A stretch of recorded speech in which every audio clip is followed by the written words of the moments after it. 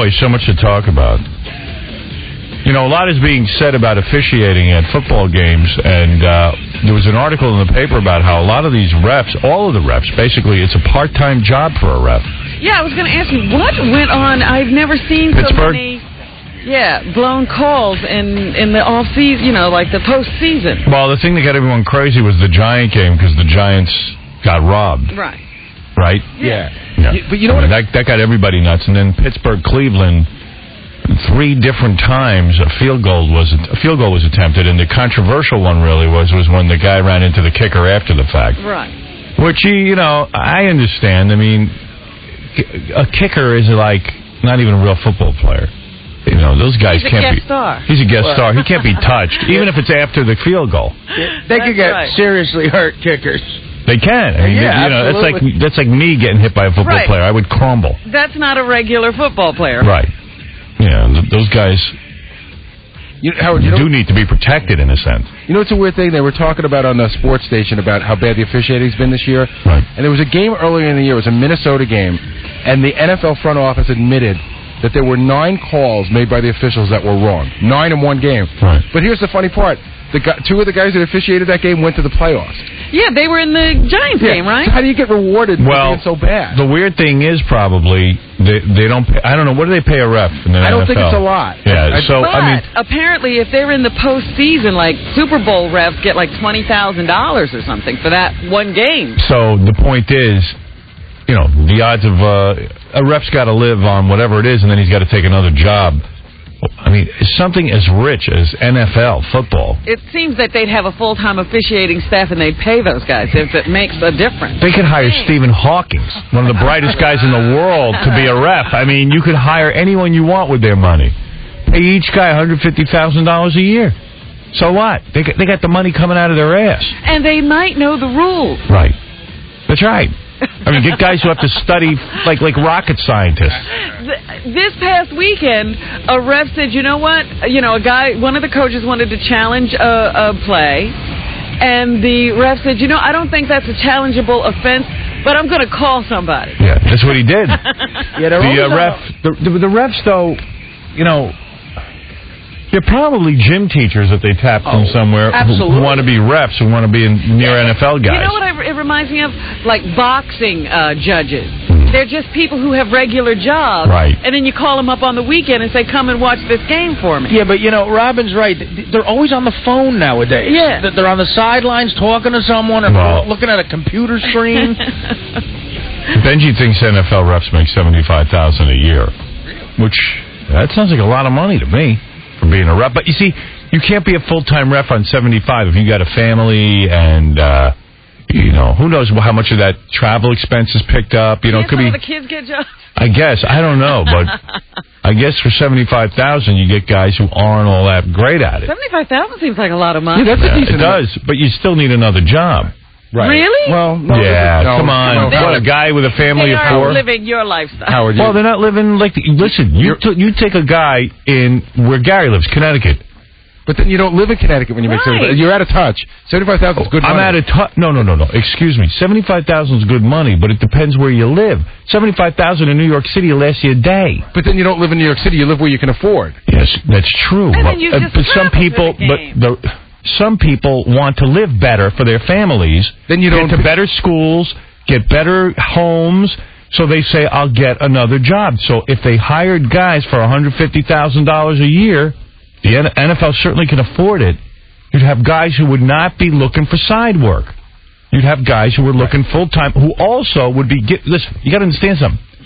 A guy who can earn $75,000 a year probably could earn $150,000 a year. And the really smart dudes aren't going to go into reffing. Right. Well, I don't think you're ever going to get really smart dudes in reffing. Sure you will. You pay them enough money. You don't get really smart dudes in football. Pay them like they pay doctors. You'll get guys who go to medical. Instead of medical school, I'll go be a ref. Well, what was that big controversy with the Major League umpires? They all went to court. They all got in trouble because I think they were taking their plane tickets. That's what it was. They got paid so little, they would get business class tickets and they cash them in for coach and keep the money. You got to understand something. If you're a gym teacher, $75,000 is a fortune. Right. Well, one of the guys. But if you're a guy who is type A in business, hustles his ass off, is going to learn every rule in the NFL, I don't think that's real intelligent. That's the guy who's running football. Right. Get him. Howard, Pay him more. Yeah, but 150 G's a year for 17 weeks of work, that becomes the best job ever. Dude. The cast of Friends gets $1 million an episode. Yeah, They do 26. NFL generates just as much interest as Friends. Hire refs for $100,000 a year, $125,000, $150,000. You're going to get a better caliber guy. In essence, the refs in some ways are the script writers. Exactly. They're the guys who are... Listen, the Giants getting robbed of a game. I don't know what the Giants pay for their whole franchise, but certainly if they had refs there who understood the game, they wouldn't have gotten robbed. At least they would have had a fair game. I'll tell you, though, if refs in football start getting $150,000 a year, the cops and firemen really got a bitch. Right. But why? Yeah, but why? Football is a TV show that brings in billions of dollars. Why shouldn't the guys officiating be really bright guys who understand the rules of the game? They should be, but I guess the fact is, you know... They're trying to cheap out. But if just they get a only lot of work guys to 16 do it. weeks a year and they're making $75,000, they can have another job. Sure they can, but, the thing is, make it so that those rest of the weeks they're studying. Well, so that they have to take a test. Did you see that thing? I'm sure. Did you see that thing in the article, Howard, where there was a referee made a call and he said, "I'll have to check the rule book, but I don't think that's allowed." Yeah. And the coach goes, "Listen, dude, here's the rule book. Why am I telling you the rules?" Right. The referee didn't know the rules. Well, the Jets lost fair and square. They just sucked it up. There was no question there. Yeah, but I think Pittsburgh fans Pittsburgh, that game was a little odd. Yeah. But Pittsburgh got outplayed. Yep. And, bottom line, they still got outplayed. It's amazing what happens at when you see, like, the teams that just struggle into the playoffs meet some of these teams that really belong in the playoffs. It's amazing. Yeah. It's a world of difference. Right. Anyway, Howard, it is the day after your birthday, and somebody wanted to call in to wish you a happy birthday, and they're on line 16. Who is it, Robin? It is the king of late night, Jay Leno. Oh, wow. Hey, Jay. No, I thought you had to guess, Howard. I was going to give a clue like Garvin. Well, everybody knows your voice, Jay. No, they do. Is it the real Jay or? Yeah, no, it's the fake Jay. Is it fake Jay? That evil Jay. No, it's the real Jay. Is this Fred Travellina? Yeah, it's Fred Travellina. You got it. How you been? I'm all right. You tell a few jokes, trying to make a living. Yeah, you're doing well. I still don't get why you don't... He works. He has another job. There's a guy who makes a good salary. That's right. I have another job. Yeah. By the way, I'm not out of touch with guys who make $75,000 a year. What I'm saying... You understand what I'm saying, Jay? Yeah. Do you care about football, Jay? No, I agree with you. It brings in billions of dollars. They should pay him more. Exactly. Just get guys who are real super whizzes at this stuff. Exactly. I think Jay should be an NFL I don't think ref. the rules are changing as, every moment. They could get a guy who just learned some rules. Well, at least get guys that work at Foot Locker and they wouldn't have to change. You talk about money. I wasn't talking about money. I'm talking about money. Oh. I'm still amazed that you don't go to NBC and ask for more money if you're beating Letterman in the ratings. You're beating Letterman in the ratings. Why do you get Correct. that? I think you like the idea that you're sort of like the underdog or something, but nevertheless, why not get the money? Give it to charity. But also, why doesn't he live on his salary? That whole I never touch the money I make. Yeah, why do you never touch the money you make? Because I do stand-up. I live on that money. Yeah, but why not live on both money? Well, because I don't need to spend that much money to live. I do okay. Do you have a private jet? No. NBC provide you with a private jet? No. That's ridiculous. How are you getting back and forth to these gigs? On a motorcycle? Yeah, I got a car. I can drive. So you only live on your comedy gig money? Well, I mean, I have the money. I just bank it. I just don't use it. I live on the money I make as a comic. I always did that. Even when I started out, that's what I used to do. I don't understand that. Yeah, it's funny. It's I really don't. funny. But it seems to work. Jay gets upwards of $100,000 a gig. Just to go do stand-up. And he's good at it. Right. And so let's say you make... How much you make a year from just stand-up? Like $2 million or something? $3 million? More. No, a lot more than that. Wow. That's so nice. That's what I mean. So I do okay. So, hey, don't cry for me. Why not build yourself a house in Hawaii? Or I don't want to go to Hawaii. Well, you have missed the point of life. I'm not a Hawaii guy, Howard. But where do you go to relax? I was in Hawaii one day. I said, I'm going to sit on the beach. I sat on the beach. I looked at my watch. It was 10 o'clock. And then about 3.5 hours, I look at my watch and I go, it's 10 after 10. My watch broke. I said, my watch broke. And I said to somebody, hey, what time is it? They said 10 after 10. I said, really? I've only been here 10 minutes? So it's horrible to you to go on I'm vacation. not a Hawaii guy. Do you go on vacation? Go on vacation. I'm not a vacation guy. What do you do for fun? In cars with the antique Yeah, I cars? like to work on my cars. Hmm. Cars, bikes, stuff like that. He's Letterman's worst nightmare. A guy who doesn't like to go on vacation, right? Yeah, even Letterman will hit the beach. Hey, there you go. Dude, yeah, Letterman will go to St. Bart's. I read that every once in a while. Yeah. Man. I'm not a tropical guy. So do you have any, like, how big is your house? Your house is like a regular house, right? Same house I lived in before I had the Tonight Show. Mavis doesn't want a bigger house? No, the house is big enough for like 2 people. That's true. There you go. But still, you know. The trick is to make show business money and lead a normal life. Then you never have any problem. You never wanted kids, right? No, I don't want any kids. I mean, was it a thing that you couldn't have kids, or you just didn't want them? No, we just didn't want any kids. You know, I'm always on the road, and this way Mavis and I could, you know, if I'm somewhere she wants to be, hop on a plane. You know, and Mavis never pressured you for children? No, she doesn't want any kids either. Boy, that's great. I read that story once that she actually made that decision years ago and had her tubes tied. Whoa. My parents used to think married couples who didn't have children were weird. Like they had friends who didn't have children, right? And they could have. And they always felt sorry for the ones who supposedly couldn't have children. Yeah, but I think that's a smart move. I mean, I love having my kids. Don't get me wrong; they're terrific and all that stuff. And I like kids, but it's just I was always on the road for the first 15 years or so, and this way she could always go with me and we could do stuff. Because let's face it, when you're a comic, she's going to get stuck home taking care of kids, and I'm going to be out running around. Don't people think you're weird because you never had kids? Like there's something wrong with you? Like no, not in L.A. Yeah? There's no point in L.A., to the marriage? People think you're weird if you're heterosexual. Yeah. That is weird. People think there's no point to the marriage. Right. What is it all about? Yeah, but it didn't lead to children. And I tell you something. Usually, you can get to couples and pressure them, and they finally have kids. But and a lot of them are sorry. You're having a great time. I just can't believe we have a great time. I mean, like I say, you lead a normal life and you make show business money. What's better than that? Nothing better than that. But if you don't do anything with the money, yeah, that's you can get the double burger with the extra fries. You don't have to think about it. Do you go out to good dinners? Yeah, we go out to eat. But you don't take Mavis on any trips, or? Well, it's like I usually go on trips for work. Like if someone says, "Hey, you want to go down to Barbados and do a show for the something company?" Yeah, okay. So she goes with me. Oh. It was like that. Yeah, but she's also a do-gooder. Right, she's worried about the women of Afghanistan. Yeah, she got nominated for a Nobel Peace Prize this past. Wow. So that's okay. That's good. I mean, it works out okay. So what does she do? Make you give a bunch of your money to that? It doesn't make me. I don't mind.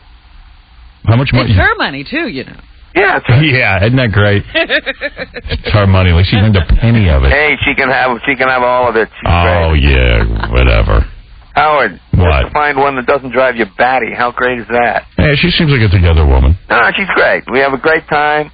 I know guys. You have too many cars. You have too many motorcycles. I don't get any of that. If I buy something for myself, I always get her something of equal value, or she can do whatever she wants. Yeah, but listen, she shouldn't give you any crap. You're earning all that. Has she ever written a joke for a monologue? No, I don't think so. Oh, yeah, but she's really good in terms of what's funny, what's not funny. I can bounce stuff off her. It works out okay. You have an open marriage, or you're pretty well tight with her? Oh, we're pretty tight. I think he's got something going. You always say that. There's never been one rumor even. That's right. Does it drive you crazy when you have these young starlets on and you know you can bang them? Does it ever get to you? No. Be honest. I couldn't get those girls when I was younger and better looking. Well, when I'm 52, I can't imagine going, oh, wow, you're so much more attractive than you were when you were 24. Trust me, you are more attractive now when you were 24. How that works. Of course it works. You got a TV show. You got something to offer. Those chicks will be going crazy for you. Yeah, that's it. You look at Reese Witherspoon, you don't chub up a little bit? When she comes in a sexy outfit and she looks cute. I like the more ethnic type. You don't want... Oh, really? Oh, so J-Lo gets you... J-Lo. I'm the more ethnic type. Halle Berry. No, but Halle Berry. There you go. That's pretty good. Good one. You can't do much better than Halle Berry. You ever have sex with a black woman? What, you mean since I've been married? No, before you were married. Oh, yeah, I went out with a black girl for a long time. No kidding. I can't believe he dated Sharon Osbourne. Oh, yeah. Hey. No, we were good friends. You banged Sharon Osbourne. Son of a gun. No, not true. She told me. Yeah, I'm sure she told you. And if there's one person women can find in, it's Howard. How do you think I know this? Well, I think she said we went out. Yeah, she did. There you go. That's how you know. But how did that happen, Jay? Oh, it's a long story. The rumor is you were the reason she got colon cancer. You like that kind of sex. Yeah, that's it. Exactly. Yeah, you hit it right on the head. You're a big anal guy. There you go. That's me. What is it, Gary? You know what the other weird thing I think we found out this year? Didn't Jay's wife used to date the unknown comic? Oh, yeah, we found that out. Wow. We found that out. Murray I think they went out once or twice, yeah. The guy with the bag on his head. Yeah, Murray, yeah. Murray I think he's funny. Yeah. Murray's a very funny guy. When you look at the Osborne TV show and you look at Kelly when she comes on your show, do you imagine her as your daughter? No, I don't think I've ever done that. You ever said that could be my daughter? No. You could be doing that show, actually. Never did that one. So you're still into the same routine? You get together with a bunch of comics at night and write the monologue every night, or? Yeah, write joke, tell joke, get check. It's real simple. Yeah, you love saying that. And he does do it. And it works out okay. Yeah. He's lived by that philosophy for years. Seems to be paying off. Now, It's 11 years now. I always wonder about, because, Jay used to get very upset with you when you'd come and do the show and do your little tricks. Right. And then after, they got a lot but never upset enough not to have Howard on. No. Always had me on. But, I mean, do you ever regret how upset you get? Yeah, I mean, you got to admit, as bad as I might have been with the lesbian spanking and everything, people are still talking about that. No, I don't think I ever really got upset. You walked off the show. You don't remember standing? You walked off the show and you went backstage and you got a hold of Gary and you went, everything with Howard, pussy, pussy, pussy, pussy. Well, that's probably true. Yeah, I felt bad when Jay walked off the show and they had to stop taping. Oh, I know you felt terrible. I did. I actually felt. Was one of the No, we didn't stop tape, Howard. You left the stage. Where'd you go? We never stopped tape. I went off for like a minute and a half. They edited that out again. You did. But we never stopped tape. I don't know. There was something going on that day. Yeah. No, we never stopped tape. I loved it. It's a Tonight Show with Howard Stern for a few minutes. Yeah, that was fine. I did get rattled, though, because everyone was so upset with me. Yeah. I really did. See, Jay It doesn't does affect you. Oh, my God. I was like, gee, I thought he was going to think this was great. And he was so pissed. And I was like, man, I must have really sucked. No, that was fine. It was good TV. I was ready to kill myself. I mean, we have a long history, Howard. We do. I'm going to go back on one of these shows. I might have something to promote once I make this tape. Let me know. We're here. All right. I'm going to do it. Now, and happy birthday. I got to get to bed. I got a cold. I got to get out in a couple hours. You're fine. Don't worry about it. All righty, buddy. Take care. All right. Hey, listen, that's awfully nice of you to call in for my birthday. Oh, yeah. We go back a long way, Howard. Yeah, you're a good man. Thanks. All righty, buddy. All right. Thank you. Bye-bye. That's very nice. Jay Leno always calls in when it's my birthday. Just wanted to call and say hello. Oh, that's very nice. Yeah, it is. He's a good guy. Jay's a real good guy. Good guy. What is it, Mike? What's up? Hey, Howard, happy birthday. Thank you, brother. You see, this is a beautiful thing. You see, Jay Leno is a wonderful man. See, you don't want to have kids. You don't want to leave the kids alone or anything else like that. That's a great man. I think that is great. I think if you don't want to have kids, you should be in touch with it. That's right. See, a lot of guys go out, they have kids, they have 3 or 4 kids, then they get divorced. They come on the radio and say how beautiful a marriage is.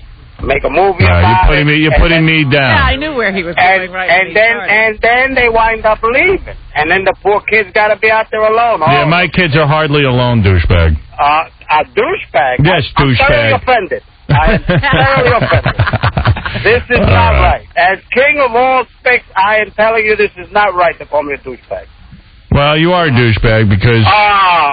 coming from you, I take that as a compliment. All right, Mike, thank you. All right, you have a lovely day. Yes, I'm sure. Hey, listen to me. I'm sure you care. Listen, Howard. What? You were talking about buying a car. I want you to buy a car that makes you more manly. An SUV, go for that Hummer H2. Hummer's not manly. Oh, dude, the H2 is a beautiful vehicle. You got plenty of headroom, and you won't look like such a homo driving around. To me, anybody in a Hummer's a homo. No, a Hummer, you can't be a homo. Listen to what Why don't I just try a tank? Yeah, why don't you just go to war? Join the army. H2. Listen, Howard, I would never, ever tell you to buy anything bad. Thank you. This. I can't take it. The whole SUV thing, that's what I always end up driving. But I always feel like, everyone's like, oh, I have a truck. It's not a truck. It's a station wagon. It really is. What kind of truck is that?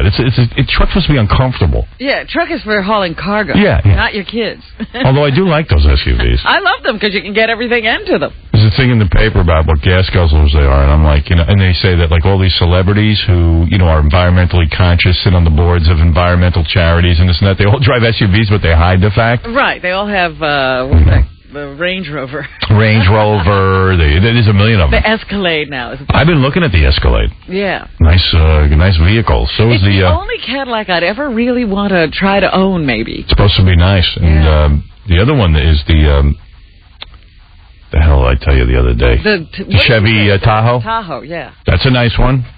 Wayne Siegel's got a nice Nissan. I have the Infiniti. That's nice, too. They're all nice. That. They're all nice. The QX4? Yeah. Wayne's got some of those SUVs. Everyone's got SUVs. Everybody. In fact, Volvo is coming out. They can't stem the tide. They're coming out with an SUV. Are they? Yeah. Volvo? I heard Volkswagen's coming out with one. No. Yeah. How can you make a bug into an SUV? I don't know. They're talking about it. All right, listen, I got to take a break. Wait a minute. You can't take a break because there's somebody else who wants to say good morning to you on line 16. Who is it? An old friend of yours. A good friend of yours. And he's calling all the way from Japan, so you better hurry up and answer. I wish it was a girl. Hello? Howard, it ain't a girl. Bon Jovi. But he's pretty enough. I know. He's pretty enough to be a girl. Happy birthday, pal. Hey. How nice is this? Are we doing this all morning, or is it... There might be a few surprises. Oh, really? Nothing, how nice. Not going crazy, but some people wanted to acknowledge you. How you doing, John? I'm pretty good, man. I'm in Japan. Look at you in Japan. What time is it in Japan? It's 8:30 at night. Wow. He's always in Japan. Yeah, I know. I come there a lot, don't I? I have no reason to be in Japan. If I what went is in Japan? Is it a nice place to go? It's a lot of money there. That's what it is. Yeah, exactly.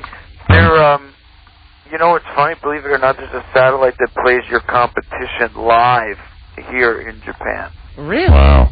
Yeah, the other pop station is on the air. So I listen to New York radio in Japan. We're going to see Gangs in New York in an hour. So, this is like being in Jersey. John likes Japan because he's the tallest guy in Japan. That's right. At 5'8", I'm starting on the basketball. 5'8", John walks around here like Godzilla. Big. He's like, look at me. I'm a basketball player. I went into the shoe store yesterday and asked for size 11 shoes, and they were like, oh. And I go, yeah, you know what that means, babe. John Bon Jovi is Shaq in Japan. Yeah. I'm telling you. No, can you imagine me in Japan? I mean, oh my goodness. I'm 6'5". You would be a spectacle. They would all be crowding around you. Yeah, it would be probably the Godzilla. You hear about the Jets? Don't tell me. I'm watching a replay of Pittsburgh, Tennessee right now, so I don't want to hear it. Oh, you haven't even seen any of the game? No, we're behind here. No, I'm not turning the computer on. I refuse to look at the paper. Oh, that's funny. Yeah, so you're... I'll tell you what. I'm going to bet the game with you.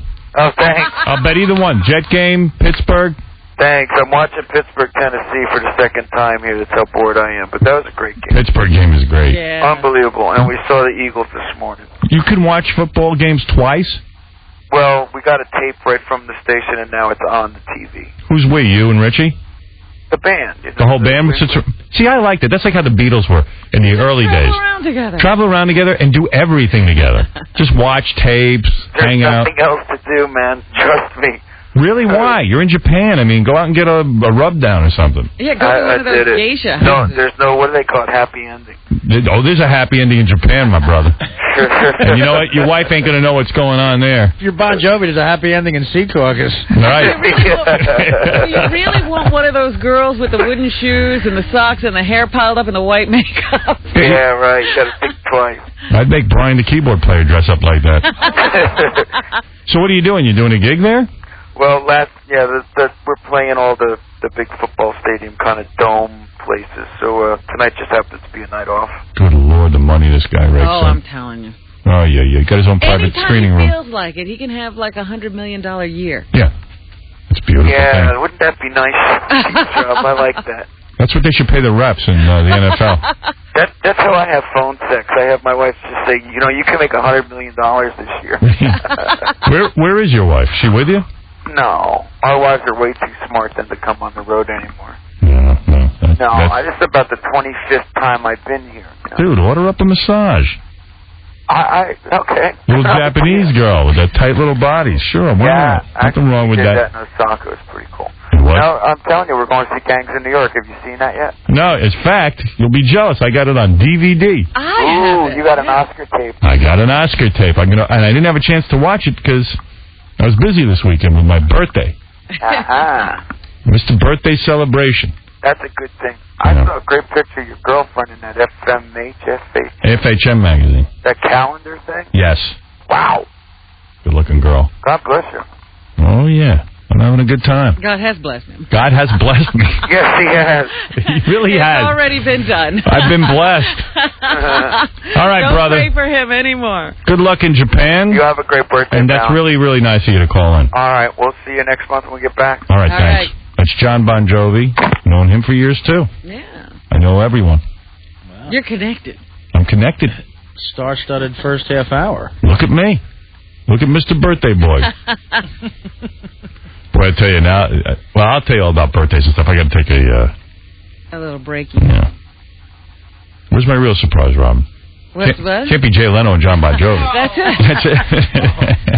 Sorry. Okay. I thought you'd like that. All right. Well, whatever. Listen, I'm on a vacation, guy. I don't really like to go to Hawaii.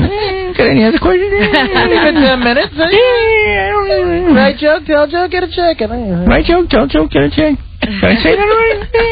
Yeah, something like that. You have a good birthday. Yeah, what do I need other women for? What do I need Hawaii for? Let me guess who's next. Enough's enough? I didn't think of that. That'd be great. I don't know. We go to Barbados. When he has work there. Yeah. On the beach, 10 minutes. Yeah, Can you imagine? Yeah, bored.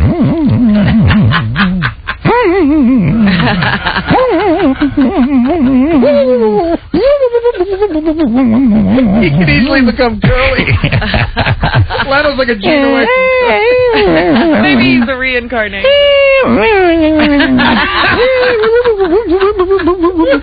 All right, we'll be back right after these words. Go ahead, Robert. You're on the air.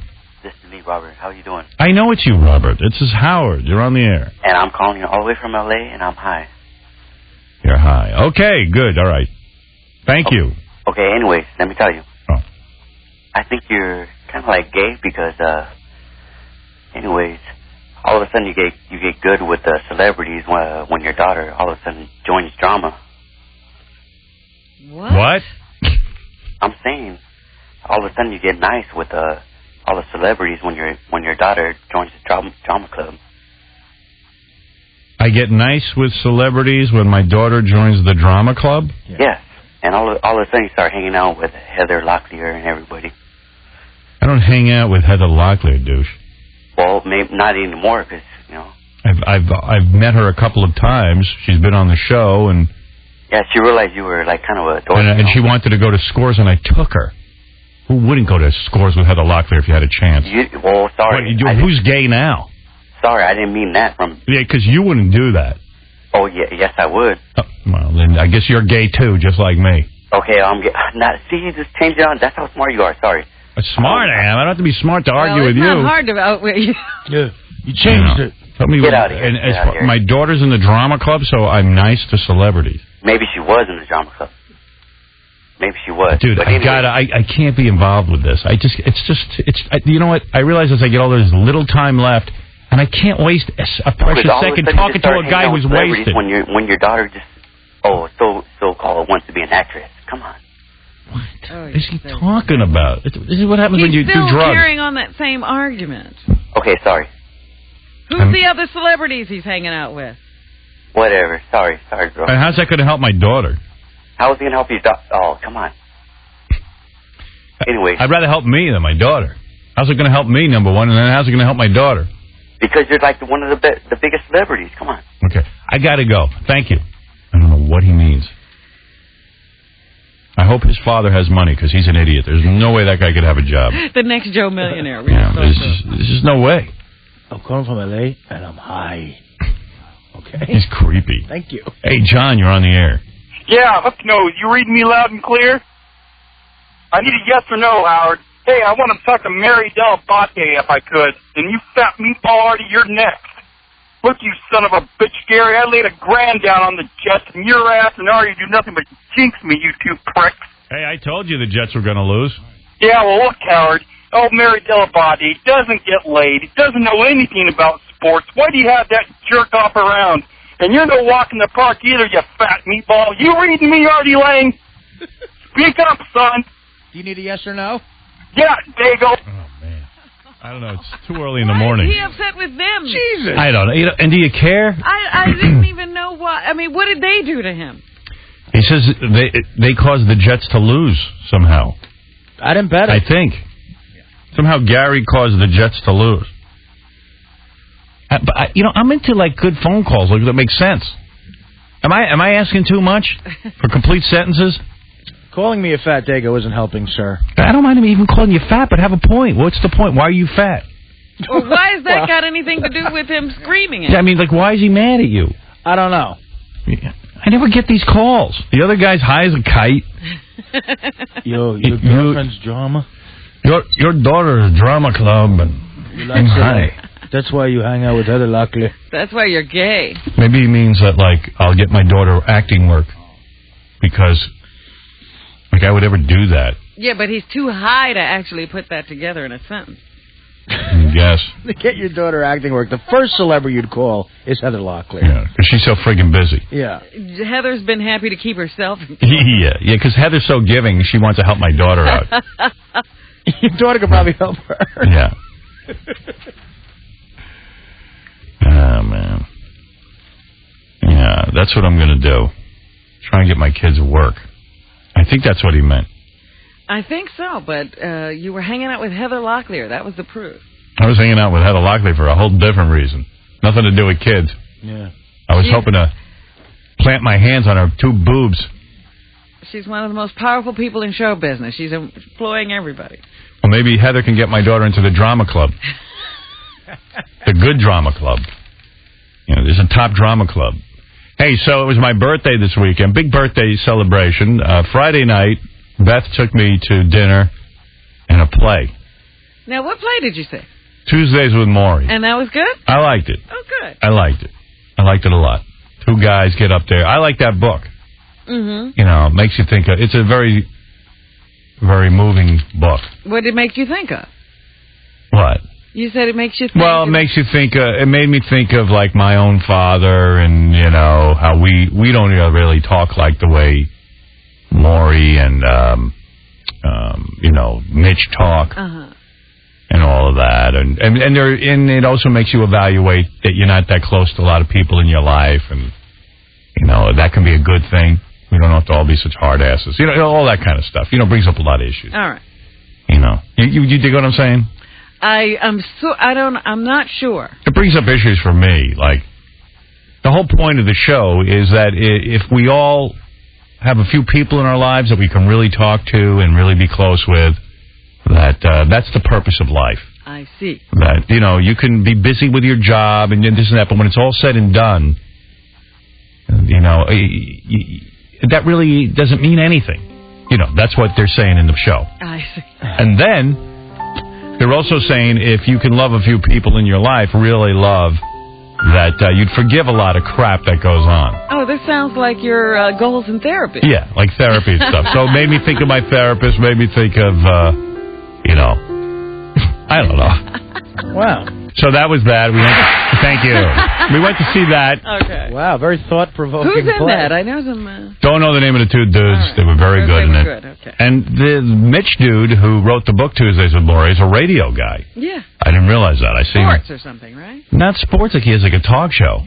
He used to be a sports writer. That's what I thought. I thought he was in sports. But I saw him on like CNBC or something one time. They show his radio show on TV. Oh, I see. And he's like a talk show guy. Okay. You know, like interviews and light stuff like that out of Detroit. So I didn't even know that. So I kind of related in that sense. But then Saturday, what did I do Saturday? Well, Robin invited a few people to dinner, and I had a dinner birthday party at a restaurant, good restaurant. Union Pacific. Did you get my message thanking you? Yes, I did. Thank you very much. I was very happy to do that. I'm glad you had a good time. You never pick up your phone, do you? No, I was sleeping, actually. I was taking a little nappy when you... Power nap. Yeah. I was wiped out by your party. Were you? Was it too much? I was exhausted. Did you drink? I couldn't... I drank a few cocktails and a little wine. Yeah. You must have been looped. I was, so I was sleeping most of yesterday. One point I took a picture. For the game. One point I took a picture of Robin and her boyfriend. I was so looped I didn't realize he had a knife to her throat. It was the funniest. It's the funniest picture I took. That's great. Robin Stino smiling, lovely picture. I said that was a very smooth move because I didn't even see him go for a knife. You didn't even know there was a knife to your throat. Yeah, a little too smooth, wouldn't you think? Maybe he's been practicing. I toasted Robin. I said, "Thank you for ending your no party eating." And then there was Stuttering John, who is supposed to lose 20 pounds. He can in a month, and he can win $25,000. Yes. But he was drinking those beers like a fish. As soon as he got there, he started ordering beers, and he said, "This is the only night I can drink, so I have to have as much as I can." Because he really wants to win the 20. Right, so he wants to drink for 5 nights in one night. Dude, for 25 G's, you can't stop drinking? I didn't drink Friday night, so I thought I could drink Saturday night. Have you put on weight? I didn't put on, but I really shouldn't be drinking, which is really going to be hard. And you shaved your head for what reason? Because when I train, I don't like to have long hair. It gets into weights, and sweat. I'm not into that. Yeah, John showed up, looked like a completely different person. Yeah, it was weird because he was standing outside having a cigarette. I didn't even know you smoked. I only smoke when I drink. Oh. He was standing outside the restaurant having a cigarette. Which he bummed off the waiter. Oh, you did? That's nice. Yeah, as soon as he gets there, he needs a drink, and he needs cigarettes, but he doesn't have anything.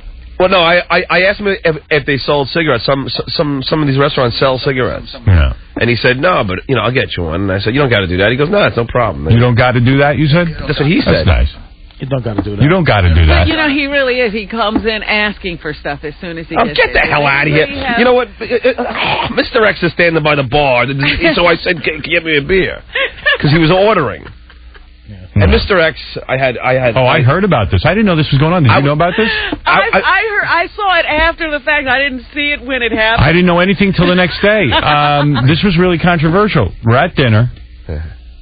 And John announces to the table that he farted. No, I didn't. Well, actually, that's ridiculous. Why would I wilt?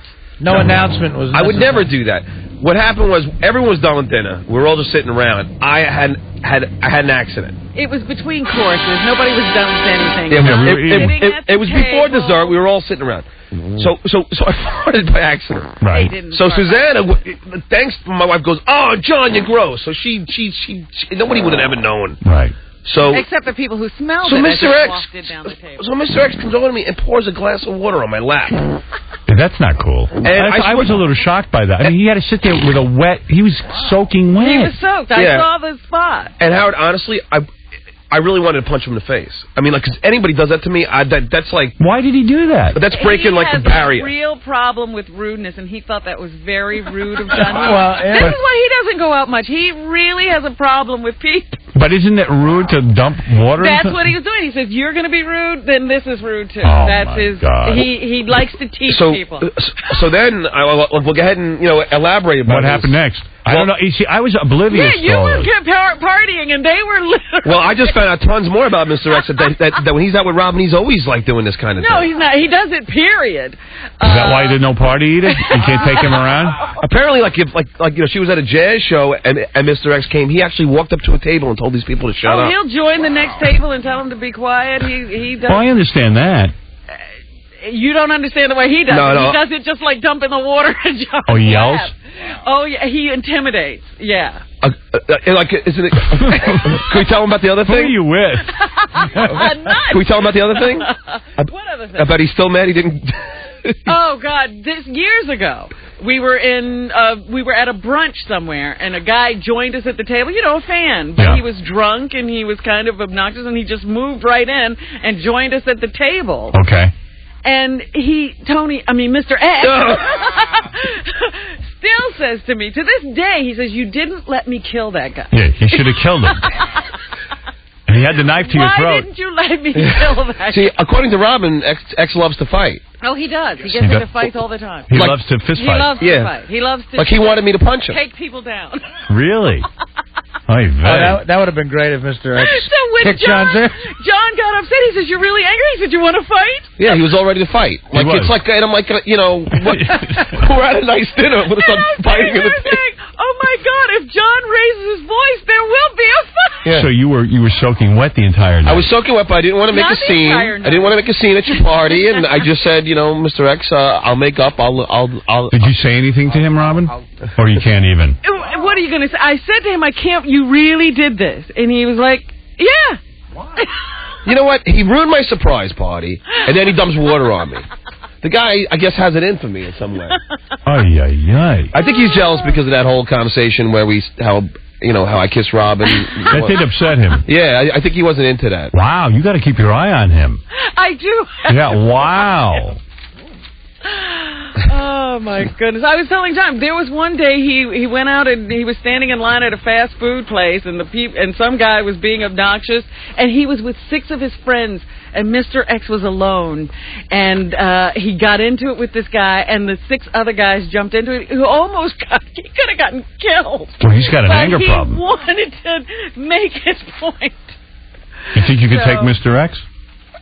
I would not back down from it, but he's probably, Two crazy men. But I mean, I wouldn't do it there, and I wasn't, and I liked the guy. I didn't want to look. I wasn't looking for. I find him very delightful. Yeah, I mean, that's what that was the conflict behavior. He's funny. He's funny, but if he dumps water in your lap, you got to do something about it. Yeah. So what should I have done? Well, I told John if I had seen it, I would have stopped him, but I didn't even see that happen. John was already wet by the time I was soaking. I realized what had gone on. Am I glad I didn't fart? I was sitting right near the guy. I've been out to dinner with you. I've been out to dinner with you so many times. It was an accident. Accident. You said that you just felt uncomfortable. I said, John, you could have gotten up and left the table. I mean, that's a good point, but still, for him to throw water on you is very severe. That's a very angry guy. Yeah. He's severe. Well, you know what? He was mad at me. According to him, he was mad at me that I asked when him and Robin went to Bermuda. I said, who's paying? I said, and he was mad that I questioned that he would not pay for his girlfriend. Well, that I could see. But we were goofing around. Yeah, well, sometimes it doesn't work. He's taking this seriously. I burped and he hit me with a creme brulee. JD, you're on the air. Hey, listen, Howard, every day I listen to you guys. You talk about John, and, I get having him on the show. I mean, he's a clown. He's fun to have on there. He's fun to make fun of. But listen, really, when you guys go out on a personal basis, you got to leave this guy at home. Oh, give me a break. He's an idiot. Dude, I've never done anything. I have a lot of fun with John. Yeah, whatever. John, you remind me of a guy that I hung out with when we were 16. He acted just like you did. The whippets. The beer, the farting. I mean, John, give me his number. Sounds like a guy I want to hang out with. You know what? I ought to give him. And he freaking even stutters like you. Give me another whippet. Mike, you're on the air. Go ahead. Thank you. Mike? Yes. You want to weigh in? Go ahead. How you doing? Hey. Get that last caller off the air. John, next time Mr. X does that to you, you go out to dinner, get up, fart in his face, and punch him right in the head.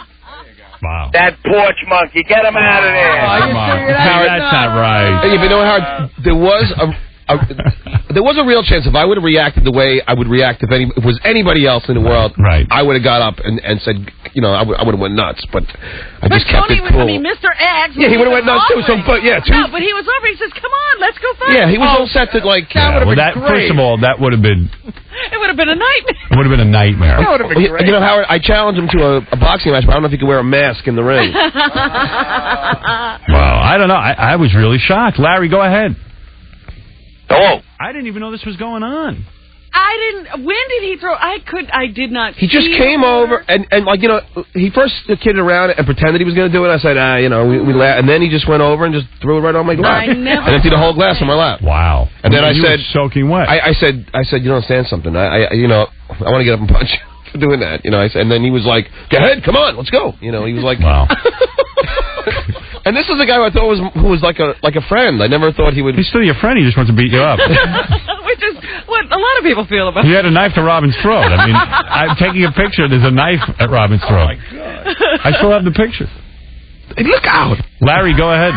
Hey, good morning, Howard. Happy birthday, my man. Hey, thank you. You're pushing 50 now, huh? 49? Oh, no, I'm just 49. I'm a teenager. He's just 49. All right, that'll be the long year. Listen, I'm just saying, you let this guy, what's his name? Mr. X. Tony now, I guess we know him as.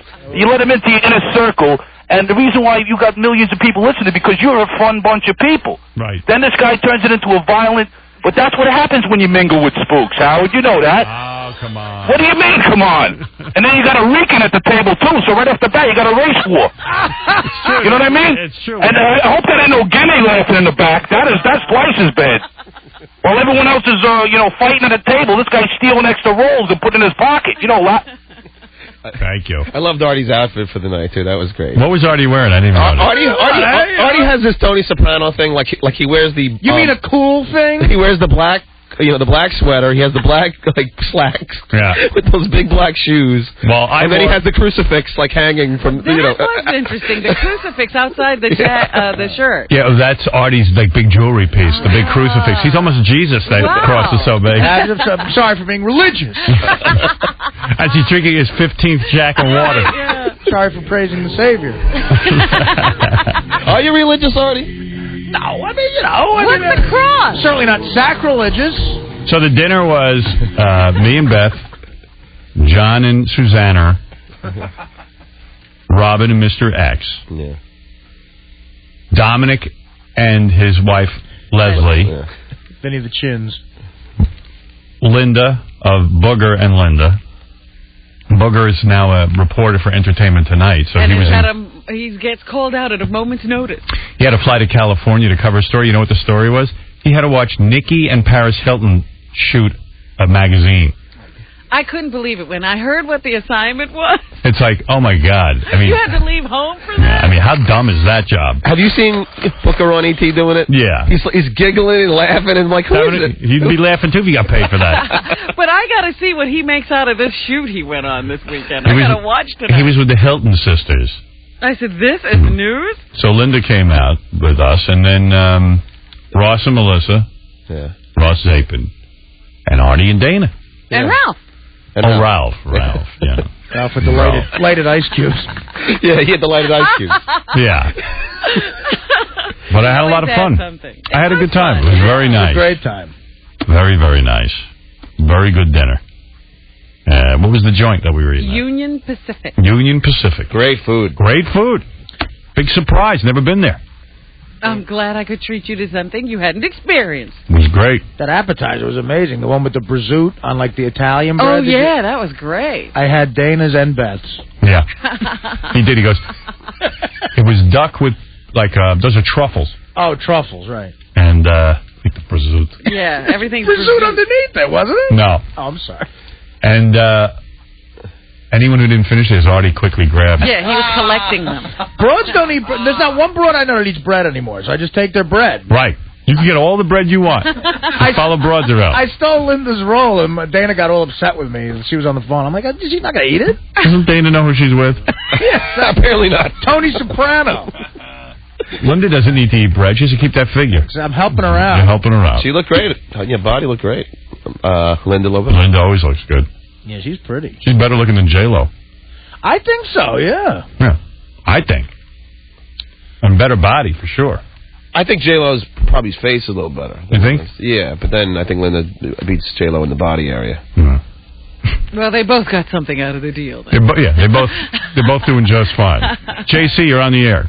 Howard, this stuttering spick. You've got to leave him home. Every time you take him out, every time, whether it's either the Ritz-Carlton, wherever, the guy embarrasses the hell out of you.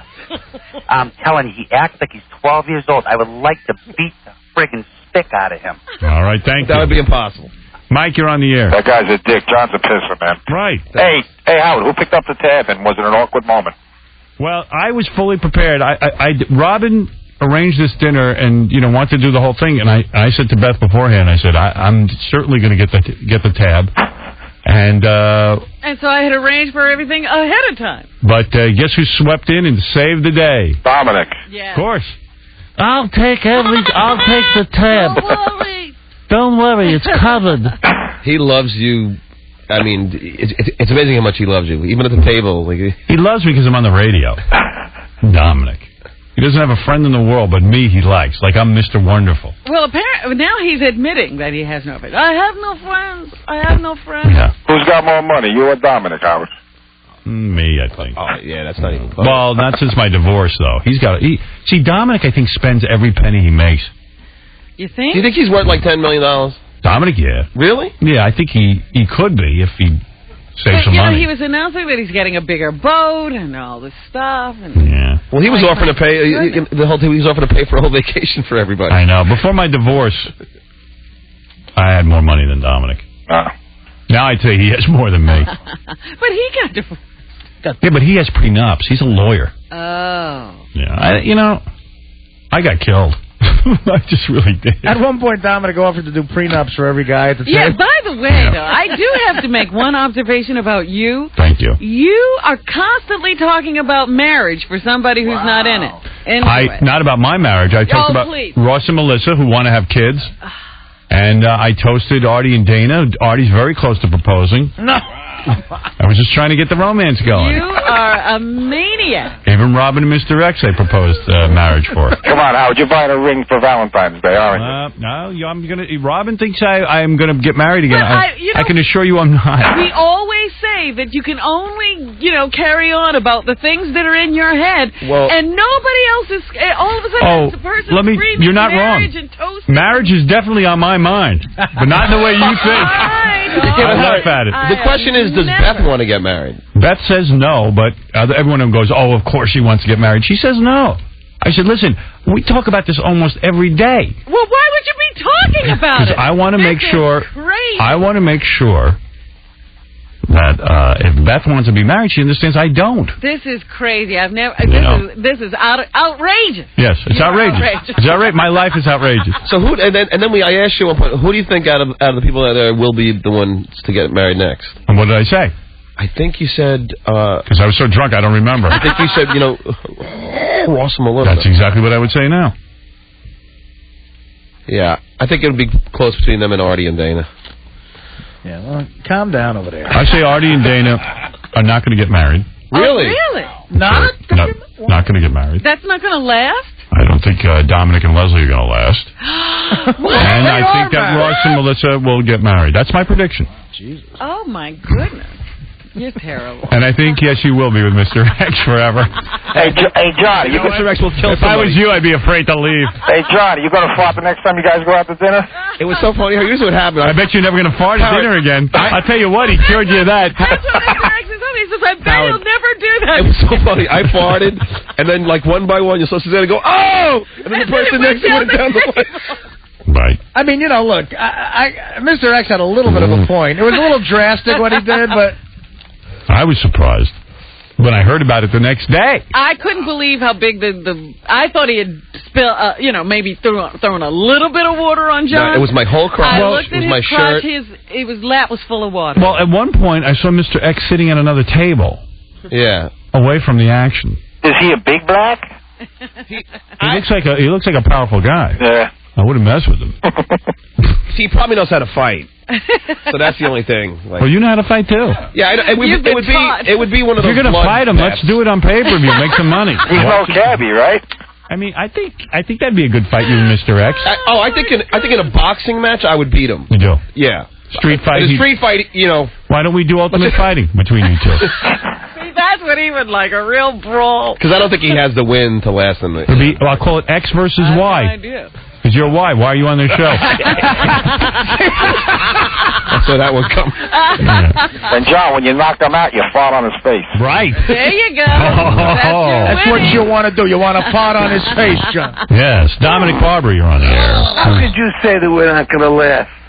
Well, you won't. You're a 3-time serial marriage guy. But how long do his marriages last? I mean, he has good long marriages, right? Yeah, but I think that Leslie at some point will not put up with him. If you leave Beth, he'll leave Leslie. Hold on 1 minute. Hold on. Howard. Hi. Happy birthday. Thank you so much. We had a lot of fun. It was a great party. It was great to see you. Do you think your marriage will last? How long can you put up with Dominic is my question. Well, it depends. First of all, I took pictures of Leslie. She's gorgeous. Yeah. Well, gorgeous woman. Way too hot for Dominic. And I think you will at some point not put up with him. It depends if I'm medicated. Right. Have you started your I don't think that's a joke. I'm tranquilizers, so Right, there you go. As long as you're tranquilized, you'll be fine. Oh, he's tranquilized. Okay, I ask her a question? Yeah. Yeah. Leslie, when Dominic's naked, are you turned on by it? I love him. Yeah, but the sex organ is the brain for the woman. Do you look past all the blubber? Yeah, what is it like? No, I love him, and for most women, it's the brain that's the sex organ. Yeah, but come on. Yeah. Dominic's so heavy, he can't mount you. Oh. Did he look like he gained some weight? I think he's about the same. I thought he was a little heavier. Really? Go I up don't and think down. so. He goes up and down. He goes up and down. He can do swings of 60, 70 pounds. No, I'm very happy. You are. I am. And you and Beth look great together. Thank you. Yeah. All right. All right, thank you, Leslie. Okay. Bye-bye. Well, there you go. That's Leslie Barber. So they're going to last? Well, it looks that way. What do I know? I can see Howard's point, because Dominic doesn't have a good history of being married. But he's the one who leaves. He leaves, but the women are very, very frustrated. All right, listen, we got to take a break, and we're going to be back right after these words. What else is on TV? Real quick, I'll give you the rundown. Monday night. What comes on? American Music Awards. Oh, that's right. With the Osbournes as hosts. The Osbournes will be hosting, and Fear Factor tonight. Joe Millionaire, and that's pretty much it. Those are the highlights. While we were in commercial, Gary said, "How come I'm not invited to your birthday dinner?" See, we knew it was going to be like that. Yeah, it always gets that way. Yeah. Robin was going to take me out to dinner, then invited a few people, and I always go to dinner with John, so I figured to invite John. Everybody on the show but me. No, Fred wasn't there. Artie came in. Artie's fun. You know what? And also, I think everyone kind of felt like you wouldn't be able to go anyway because you would never go to anything. Short notice. Yeah, but Wednesday wasn't short notice. I don't think we decided on Wednesday. No, John got asked on Wednesday. Oh, he did? Yeah. I checked. No. Oh, my goodness. And you know what? Beth even said, "What about Gary?" I said, "Well, listen." I said, "First of all, Robin's paying for this thing." Well, I wanted to make it larger. Howard didn't want it to get too large. And then we had trouble, even in the short time we had, finding a place that could accommodate the group that we did have together. And I wound up having to cut to... I would have loved a large party, but I didn't. You were paying for it. I didn't want you... So what? Oh, come on. Stop it. I'm not going to... I mean, it was expensive. And it was like, well, I said, okay. And Robin said, well, then you got to get 2 tables. I said, 1 table, and that's it. That was... It's okay. It's not insulting at all that you feel Linda Lopez is more important than me, Robin. my goodness! It's not Linda Lopez. Oh, dear. People I hang out with. Right, they're his, personal friends. I wanted him to have, the people around him he spends a lot of time with. I spend a lot of time with Booker and Linda, John and Susanna. And Ross and Melissa. Yeah. And Artie and Dana are just fun, so. No, I just noticed that. there were. Yeah, and then it's we could only get so many people. No, I got you. I just noticed there were a couple of events in the last couple of months that I just have not. Yeah, but you never go. The stuff we invite you to, you don't go to. But you know what? You guys are always like John lives in the city and has Nanny Central going on. Right. You guys always like on Saturday morning you want to go on Saturday night, but then there's things that you do where it is more notice and you just never think of me. Well, because you're not part of the crowd. Yeah, you're busy in the burbs. I could be. Dude, you never go anywhere. Yeah, Fred, you don't even. Fred I would invite, but you know what? Fred's always in with the baby. We come to some stuff. No, you have been invited to stuff that you didn't come to. Yeah. What? Besides your parties. I don't even remember, but I know I've invited you to 3 or 4 things and you're never available. Well, that's such. I mean, usually it's like the last second, but listen. I really like you. I like you to come to stuff. And even Beth said to me, "What about Gary and Mary?" Your name was mentioned a couple of times. Oh, okay. But So I was on the short list of waiting. I said I got 14 people. At that point, it was either this group or 2 tables. Right. And I would have felt very funny with 2 tables with Robin Payne. Put at what table? I would have felt funny. I don't know. My only concern was I didn't want people to think they were at the bad table. I'd have been happy to be right. I'd have been happy to be at the kids' table. I always end up at the table no one wants to be at, and that would have been depressing on my birthday. Everyone had to sit with me. Hey, I knew it would be weird. I wasn't even going to talk about it on the air, but I just figured it was too much fun that John had water thrown in his lap by Mr. X. No. I know Gary gets bummed by this because there was another thing that you were bummed about. That you hadn't been invited to. I forget what it was. Oh, I know what it was. No, we don't have to go into What was that? Come on. I think you had a bunch of people out at your house last summer. Oh, yeah, that's what it was. I know not to invite you. But you don't. No, because here's the deal. I'm going to invite you now. Can I just say something? Yeah. You invited me out to your house, I think, twice before. Yeah, I think and Laura you said no. called me on Friday afternoon. Yeah, that's how it works. For Saturday. But no, this time you invited people like a couple weeks before. Oh, really? Which I would have been into going. Well, so I just kind of like, once you're not... That's not true, guy. Usually the calls come like 2 days before. Or I mean, and... I'd have you out any time, but then it's always you with the kids and the. No, but if I had like 4 days notice, I would not. Yeah, well, sometimes I don't have 4 days notice. Yeah, sometimes you do. Not really. So Gary should be on the 4 days. But you know what it is? After you get like turned down once or twice, you kind of feel like, well, hey, the guy's not that into it. But I am. It's not that I'm not that into it. It's just that it's hard with the kids, you know, to get rid of them. But I would if I had a couple of minutes notice. Once you get divorced, we're gonna be hanging out tons. you know, as soon as that happens. But you know what's gonna happen? It's gonna suck because then you're gonna get married and we'll have nothing in common. Do what you want. They get remarried. I can't keep up with you. I saw Mary and Gary's kids yesterday. They were all there to watch Gary play hockey. Oh yeah. Did you go? Yeah, I went. I was so looking forward to see Gary fall, and he didn't fall once. Right. You know, Gary's becoming a good skater. Doug and I were saying that we wanted John to have a camera so we could listen to his mockumentary. At one point, you were on the ice. I didn't know what you were doing. You're going around in circles. And I said to Mary, what the hell is he doing? No, you know what happened? One of the guys, you know, I'm not that that good at hockey. One of the guys has this cool move, Howard. Yeah. In fact, it's Brett Lindros. He's a really good player. I don't really know him that well, but he came up to me and he goes, you know what? I'm sick of you. But he's goofing around, and he takes his stick and he twists it into my shirt, right? So now he's got me hooked. Yeah. Now he's just pulling me around like an idiot. That's funny. That was like his puppet. Yeah, I wouldn't do any of those celebrity sporting events. Like I've been asked to play softball.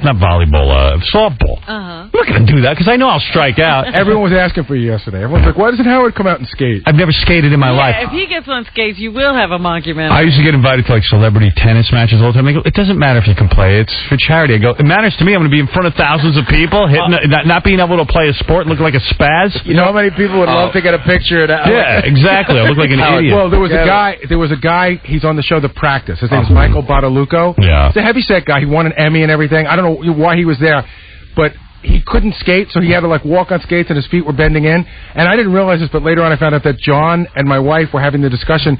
They thought he was retarded. They thought they'd let a retarded guy come out and skate. That would be me. I don't need that. Yeah, go ahead. You're on the air.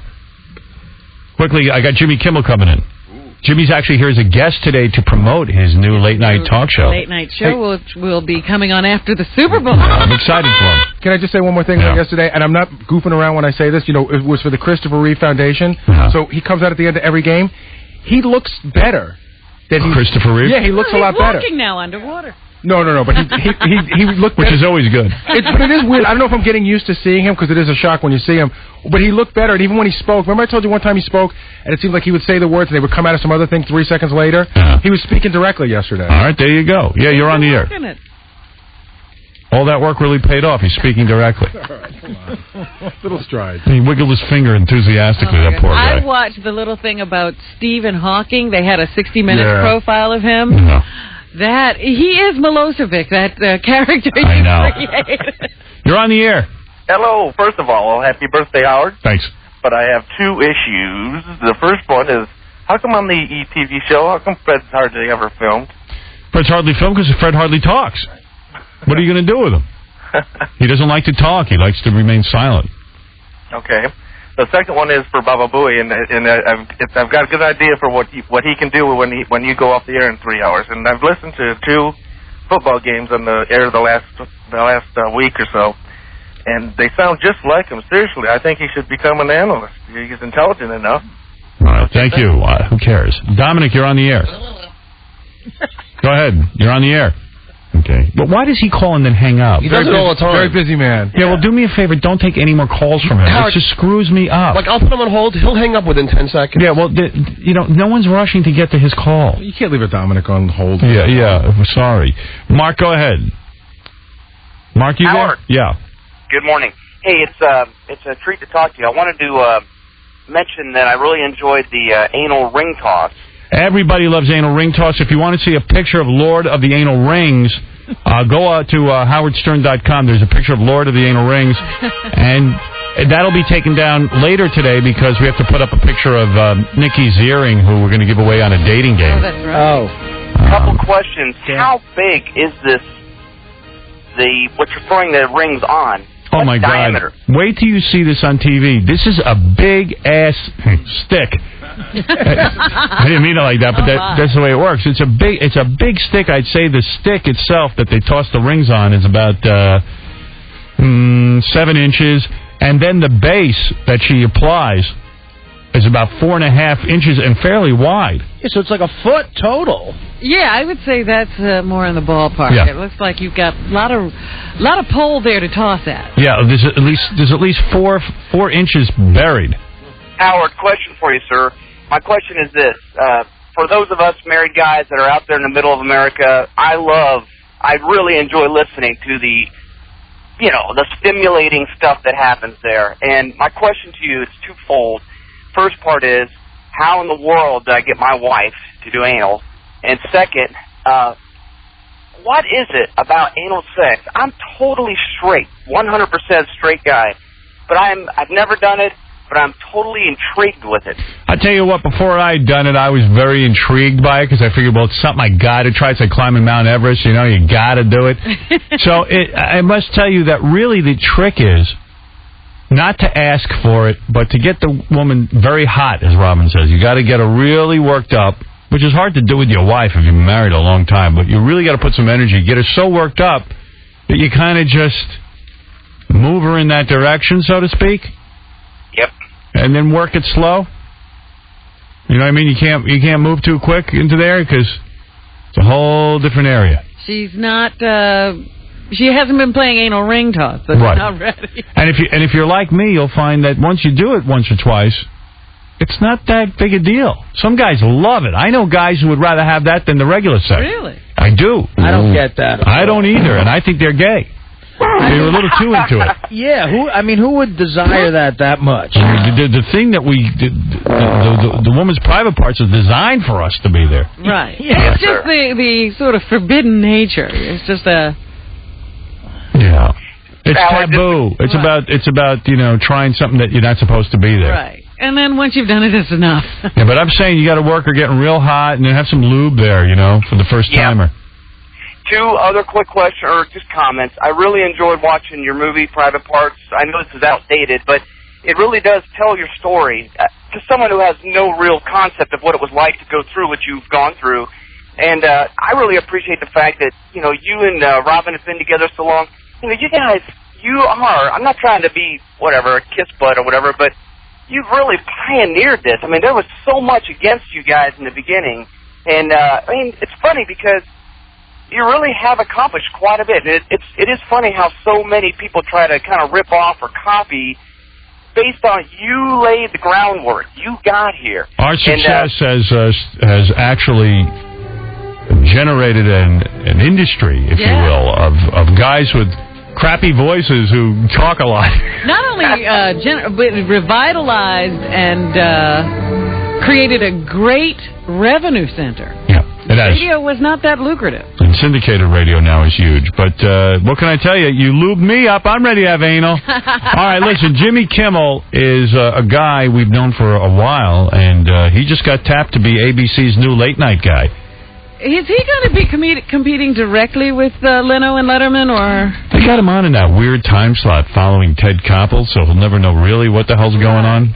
All right, let me see. I got a bunch of stuff here to go. Jimmy's going to sit in until 9 o'clock, then he has to go because he's scary busy with his new talk show. Right, he has to go. I have some prospective guests for Jimmy. Good, I need them. In an audition. Yeah? They actually want to say hello to you. It's some old friends of the show. First, let's bring in... Remember Janie, the cleaning woman? Oh. Yes. Oh, Janie would be a great... Oh, look at that. It's my birthday, Janie. Oh, wow. Now, there's a good guest. Howard Stern, this is your life.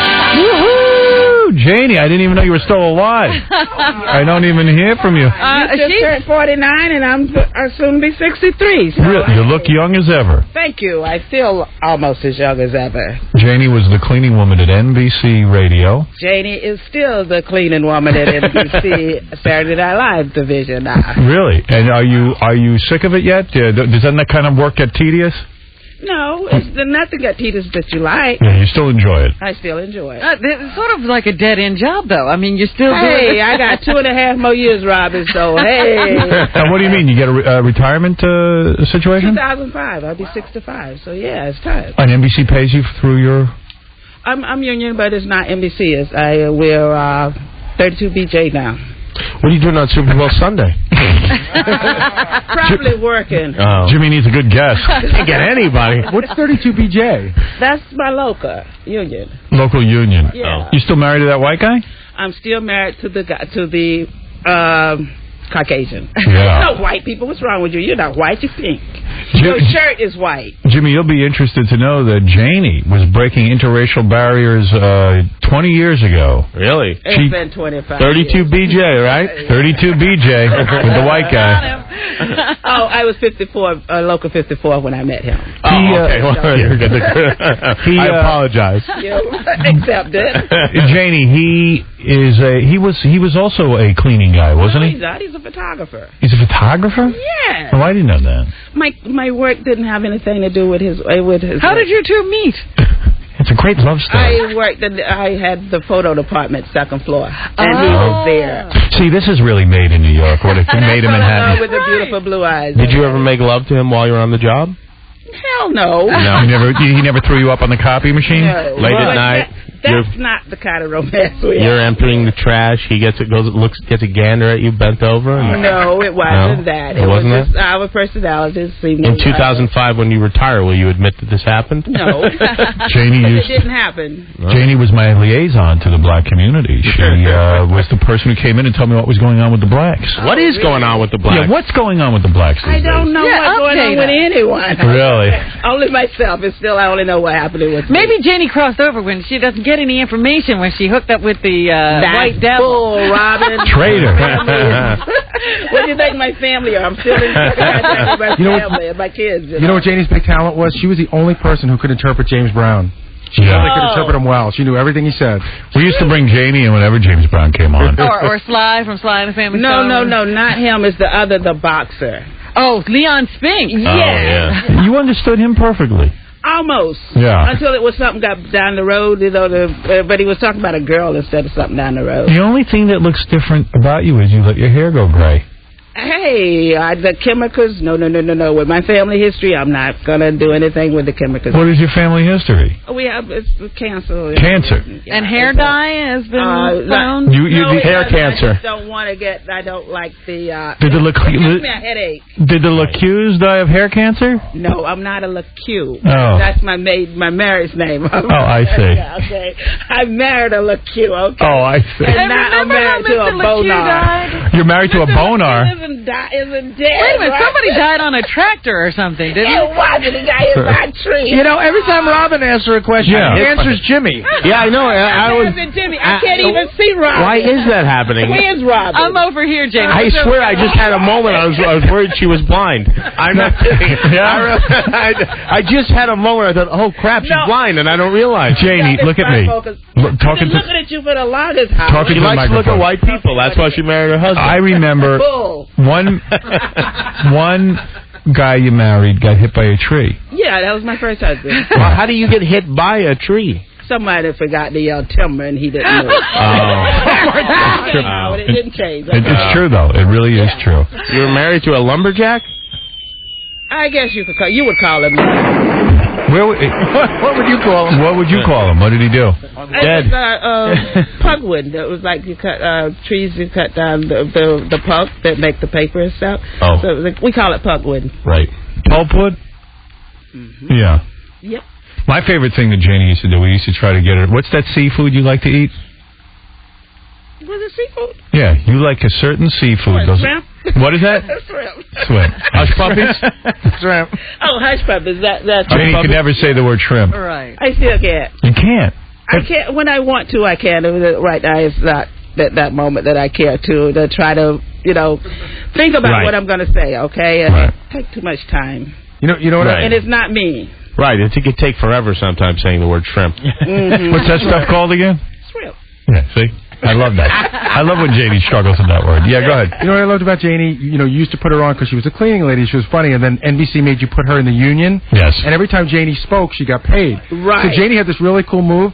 She would come and empty the trash in the middle of the show. Yeah. And say, walk in. How you doing, Howard? And you had to pay her. Okay. NBC would do anything to sabotage my show. Never Like any help. Janie didn't even want any money for coming on the show, whatever it was, and all of a sudden everyone started in. Oh, you have Janie on? We got to pay her. Meanwhile, then then Imus, of course, had to have everybody in the building on his show once they started doing that, and they never paid them a dime. No. I got in more trouble with that. Everybody started hating me because of that. Once your big mouth said I was getting paid, nobody knew I was getting paid. Then you had to announce it. Well, it bothered me. How it started, and everybody knows. Well, Janie, I want to thank you for stopping by. You've made my... Quite welcome, and I'm so happy that you have turned the big 49. Now you're going for the big 50. Big 50. Come back and see me again. And also here, wait a minute, just before, also here to see you, someone who was absolutely in love with you. Who's that? Do you remember the person who really fell in love with you while you were doing this show? That was me. No. Besides you, there was one other person who became literally obsessed with you. Oh, Siobhan? Siobhan. Oh, Jesus Christ, Robin. What kind of birthday is this? Oh, there's Siobhan. Wow, oh, no. Siobhan was a woman at one point. You still homeless, dude? No, we got our building. You got your building? He's a squatter. Yeah, they squatted in some building, and apparently they now own it or something. What kind of a country is this? All right, here, let me explain who this guy is. Happy birthday. Thank you. I don't want to touch that. Right down. Sit down. Janie, will you throw this out? Hey, Janie, as long as you're here, there's a couple of garbage pails. You clean them. All right. I'm not working today, okay? Siobhan, it still turns my stomach to look at you. Why, you don't like my beard? It's, no. When I met you, you were a pre-op transsexual. I was also completely out of my mind. Yeah, you were going to have your penis cut off. You had grown breasts. You were taking hormones. Taking the hormones. You walked around in a dress and long hair. Oh, yeah. And then just about before you were about to get your penis cut off, I met a girl. You met a girl. I might need this. Realized, I might need this thing, Yeah, so you kept your penis, thank God. Yeah, tell me about it. Did they make you go through the counseling to decide whether you were allowed to get your penis cut off or not? I had started doing that, but and they were going to give you the green light? Thing. Oh, it wasn't then. It wasn't. Yeah. But also, he really was in love with Howard. That's how we first came to know him. He used to write these love letters. Well, it was real creepy because here's a big guy with big manly hands and feet.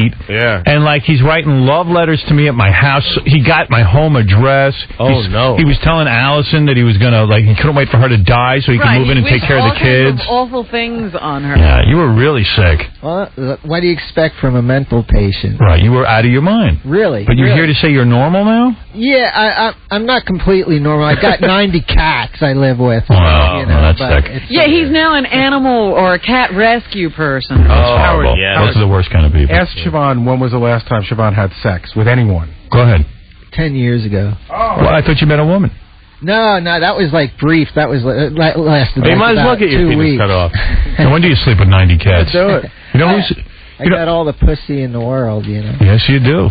But why no women? Are you unable to perform? No, it seems I just can't seem to find anyone who likes me. Is that because you don't work for and don't make any money and you squat in a building? That could have something to do with it. Yeah, I mean, but that speaks poorly of women in this country. Why not get a job? Look at Janie, hard-working woman, cleans. Well, I'm on disability. I had 2 back operations. I got arthritis. It's you're fine. Right. Please, you walked in here just fine. Back up, Mr. Back Up. Robert Plant's boots, carrying a big bag. What would you consider your sexuality? Are you heterosexual or? I like cats more than I like humans, but I like out of humans, I would prefer females. Really? Right? Have you been with some dudes? Yeah, back then I was. And they were really boring. You know, there was. Have you met Jimmy Kimmel? Something I already got. You know. There was a special night I had with Siobhan once that was very frightening. Oh yeah. Where we, for some reason, he ended up sleeping over Jackie's house and I did, and I was asleep at 2 a.m. And you know when you feel a presence, Jimmy? I look up and Siobhan was staring at me and wanted to kiss me. No. Chair like a lion voices tamer. in my head insisted that I go see Gary that night. Jackie thought Siobhan was a good guy, and of course Siobhan went through his Rolodex, got my home address, and then Nancy became Siobhan's best friend. Right, they were hanging out. Yeah, that was a good idea. She was my confidant. She was giving me fashion tips and everything. Let me get this straight. So what you did is you squatted an apartment that someone else owned. And a building, a whole building. Successfully squatted it, so then you can't be moved out of it. And then you moved 90 cats into this place? Yeah. We're living in a real great country. This is really great. He essentially moved into a building that he has no ownership over, and now he just wore them down, and they gave it to him. Yeah. Well, it was a group effort. It wasn't just me. It was you and the cats. Yeah, me and the cats and like 19 assorted. And you have your own apartment now? Yeah. You don't share it with anyone? Just the cats. Just the cats. How big is this apartment with 90 cats? It's like about 2 studios side by side. Wow. Imagine the smell. Imagine what's going on I in there. Clorox it pretty frequently. Janie, as a cleaning person, how would you approach an apartment like that? 90 cats, yeah. To me, it would be quarantine. Quarantine, yeah. I love cats. I love animals, but that's just move them all over to one side, clean one side, He seems to be completely doing top pretty to good bottom. with it. Then All right, this is fascinating, Siobhan. I can't tell you how great. I just wanted him. Wow, what a he's birthday over celebration! His love for you. You're not in love with me anymore? not that way. Yeah. And what about your boobs? Did they reduce in size? Do you have normal breasts? I've got kind of man titties. Really? Nice. They're not too bad though. I mean, they're you know, I've lost weight up there. I see. All right. Well, there you go. Listen, Siobhan and Janie, thank you so much. This walk down memory lane is chilling. Janie, always good to see you. Siobhan? Good to see you too, Howard. Thank you for stopping and stalking me, Siobhan. You don't have to worry. I'm doing great. All right. On our phone now is Dick Clark. Oh, my goodness. Joining the jamboree. Yeah, joining the fun is Dick Clark, who I guess wants to promote the American Music Awards, you know? Bye, Janie. Enjoy the shrimp scampi. I have a good story about this American Music Awards. Oh, yeah? What do you know? You want to wait till we get Dick on the phone? Yeah, why don't we wait till we get Dick on the phone? All right, hold on. Okay. I'll tell it now while we're waiting for me. You have him? I got him on, but you go ahead, tell it. So, we're trying to have Eminem as the first guest on the show, right? And went through this whole process, and really it seemed like and then at the last minute, they're like, oh no, we told Eminem that he has all of January and all of February off, so he's not doing anything. He can't do anything. Wow. He's on the American Music Awards. Dick, how did you get Eminem to do it? I did. You didn't? As far as I know, I don't think he's going to show. Oh, really? Well, good. That'll make me feel better. You know Jimmy Kimmel? He's really isolated himself. He's going to take 2-3 months off and do nothing. So he got the same story, Jimmy. You're Yeah. all right. All right. Well, that's good because I saw like a promo or something like that, and I felt bad. Yeah, if Dick Clark can't get Eminem. You know, Eminem, you got to get over himself and just show up on Dick's show. Dick could do a lot for him. Yeah, right. Just laughing in his mansion. You could turn him into a big star, this Eminem. Yeah, you could get him a career. Get him in a movie or something. So, Dick, who's on the American Music Awards? Your big show tonight. Oh, boy, we got 14 acts live. Tim McGraw, Elton John, Matchbox 20, Christina Aguilera, B2K, Kenny Chesney, Ja Rule, Bobby Brown, Mariah Carey, Nickelback, Shania Twain, Kelly Osbourne, Toby Keith, Willie Nelson, and Missy Elliott. When you say Mariah Carey, is she going to perform? Oh, absolutely. I got nothing on my show. God, you have nothing. He rattled Why off. don't you have Mariah's going to be there with like a cast of 60. She's got a chorus and an orchestra. It's a huge production. Yeah, how crazy is she? She's fine. Yeah, You know what? We almost had her for this show today, and then she backed out. Oh, you're kidding. No. They got great. I was really planning. Janie Then and I could Siobhan. only get Janie and Siobhan. Yeah, you know what? Don't even tell me that. Really? What happened? Like you reached out? We reached out, and Steve was working on it, and I don't know. I mean, she was almost in, and then something happened. If she had come on, it would have changed everything. I thought in it would her have career. been great for her. It would have been great. It would have been great. It still could be. The show's not over. Right, yeah, because She could still walk in. She can't say shrimp either. That would have been funny. Yeah, she has trouble with that word. Dick, what's happening But now? Mariah can't say shrimp. No, she can't. Have her say shrimp on the American Music Awards. Shrimp. What was it, Christina Aguilera? She's going to be near naked. Have you seen her number yet? I've seen her rehearse. She had clothes on the last I saw. What do you think of her body, huh? Oh, she's got a great set of pipes. Do you think that she'll show her little ass tonight? I don't know, but don't you demand that? You need ratings. Yeah. No. We talk a lot about it. We say Christina Aguilera will be there with or without clothes, throughout that little teaser. But I think she's going to be appropriately garbed. Hey, you know what I want to keep your eye on is Shania Twain. We're doing something with Shania visually that, as far as I know, has never been done at the Shrine Auditorium. What, lap dances for the whole audience? No. I can't tell you, Howard, what it is like the Butler did it sort of comment, but you got to watch it. It's really impressive. I'll tell you what, Dick Clark has done some amazing things over the years. When the Grammys were going to get Michael Jackson, Dick Clark had Michael Jackson quarantined, for Christ's sake. I mean, it was unbelievable. He put a lot of pressure. I mean, the guy's a major player. Oh, yeah. The biggest problem I got, guys, and I turn to you, as this little craziness you do every morning falling off like a log. I got the Osbournes are hosting this thing, and it's going to be a mess. Of course it's going to be a mess. No one understands Ozzy. Well, Ozzy will say, are you going to have Ozzy read off cards, or are you going to let him just free? There are going to be no cards. Sharon said to me over the weekend while we were rehearsing, he said, "Dear boy, don't worry. Just tell us how much time we've got. It'll be perfect all right on the night."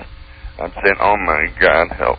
I wonder if there's too much Osbournes. Like, they ought to, I think they're about to get to that overexposed point. They got to be careful with that, because this is very legitimate to host the American Music Awards. You know what I mean? Not anymore. Evidently not. Yeah. You know what I can't believe about Dick Clark? That show of his is still on the air. The View. The Male View. The Men View. I gave that a week. Oh, yeah. Is that Howard, don't you know what they're doing? What? No. We're holding that time period for somebody else.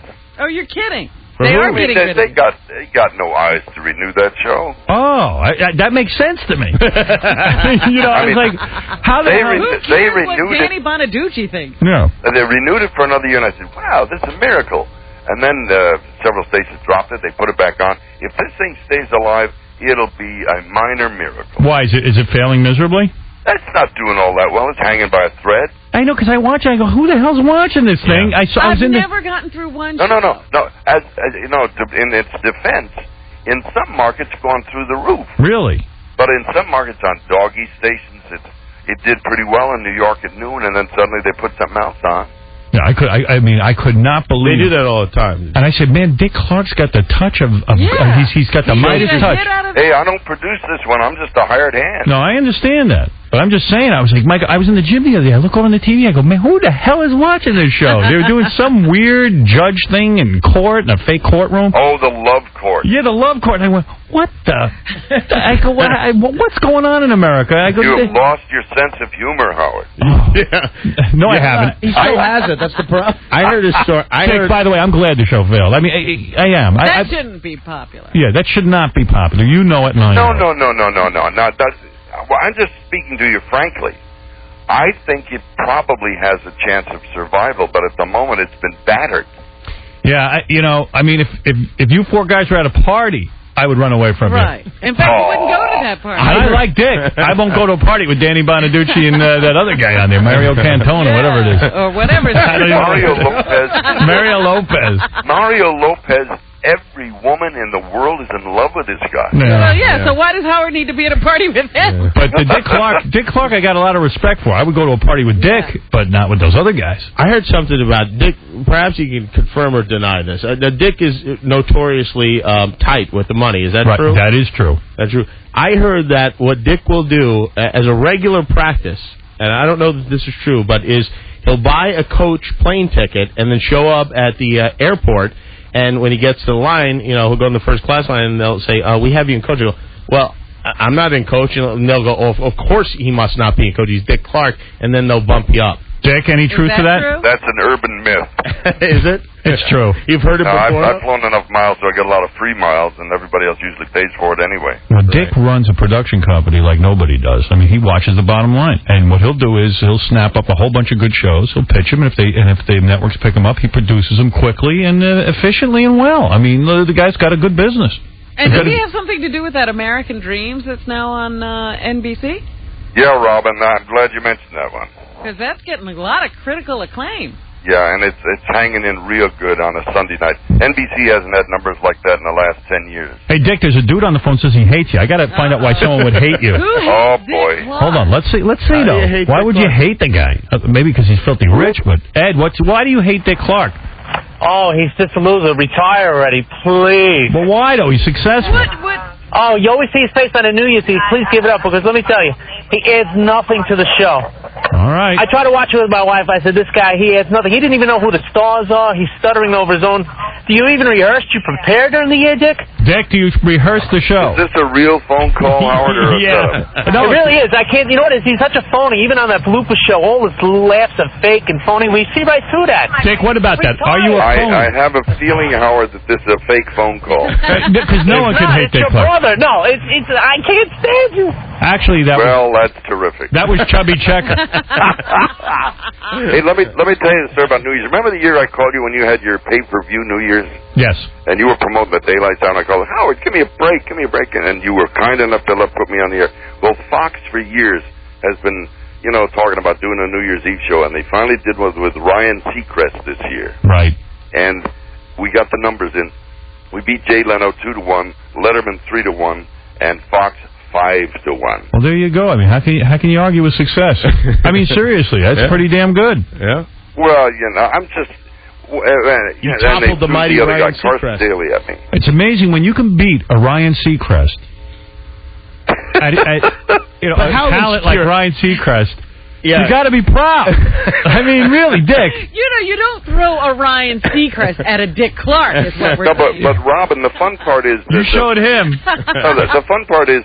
Well, I'm in New York getting ready for the show. The Post, which is owned by Fox, is all over the papers. Says, a challenge has arisen. Carson Daly and Ryan Seacrest will take on the old dog.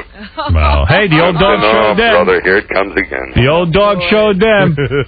Hey, Dick, I wish you luck tonight with the American Music Awards. I will watch it. We'll be watching. Tonight at 8 o'clock on ABC. You say Shania Twain's going to be near naked. I'll watch that. Say Christina Aguilera. Listen, man, tonight's the night of Poontang. You got Christina Aguilera. I know you're going to get her half naked. You got Mariah Carey. Mariah Carey's going to... How is she? Still chubby, or she's lost weight? She looks great. I got Justin Timberlake seated about 6 seats away from Britney Spears, so God knows what that'll bring. There's going to be some drama there, the two of them? Might be a little drama. I'm sure it'll be wild. Poor Dick. Guy has to sit there and worry about Justin Timberlake. Oh, please, have them present together. Give me a break. You know what you ought to do? Dick, here's an idea, programming idea. Yeah? Tonight, have Shania Twain use a strap-on Justin Timberlake. What do you think of that? About that? Why don't you work with me? We'll co-produce. I don't think that's going to fly, but watch the Ja Rule Bobby Brown performance. Strap-on? I ain't saying nothing, Howard. Really? Look at you. We have a little something for everybody, including you, Howard. All right, brother. All right. Go ahead, Dick Clark. You deserve it, man. You deserve success. You work hard. Thank you guys very much. Thank you, Robin. All right, later. Easy. Wow, big announcement. Ja Rule's going to bang Bobby Brown. And Shania Twain's going to use a strap-on Justin Timberlake. He is an innovator. What a show. How insecure that is weeks after New Year's, you're still like boasting about being Ryan Seacrest. You know what? He's Dick Clark. He shouldn't have to boast about anything anymore. Yeah, he's done it all. I mean, the guy's a billionaire. Yeah. He owns all of television in Mexico or something like that. Cable rights. The cable rights to Mexico, and yet he's like, think about that. He's happy he beat Ryan Seacrest. But could you imagine you're Dick Clark, you're an 80-year-old billionaire, and you're going, Justin and Britney are just a few seats away from each other. Guys, isn't that great? It could get crazy. It's going to get done. And if it does get crazy, we'll cut to commercial. Right. Exactly. Anything spontaneous, that's gone. I don't understand how he's still in the game. Like, what motivates him? He's got more money. He won't stop. Howard, I told you, he owns a restaurant in Philadelphia, and I did an appearance next to his restaurant. The guy says that, like, Dick Clark comes in every couple of months and, like, redoes the menu. Yeah. You know, like, picks the food and redoes it. He's hands on everything. Amazing. Well, you know, a person just walked in who should have been here during that conversation. Here to say happy birthday to you this morning is Carson Daly. Really? There you go. Wow. Oh, that could have been good. Get Dick back on the phone. Right. I'm trying to go to commercial break. Oh, no. You should have told me. Jimmy, you're friends with Carson, aren't you? Yeah. You know Carson? Yeah, I know Carson. I met Carson. Come on, Carson, sit down. What's the matter with you? We can go to commercial break while he's here. All right, well, while Carson's here, we'll go to commercial break.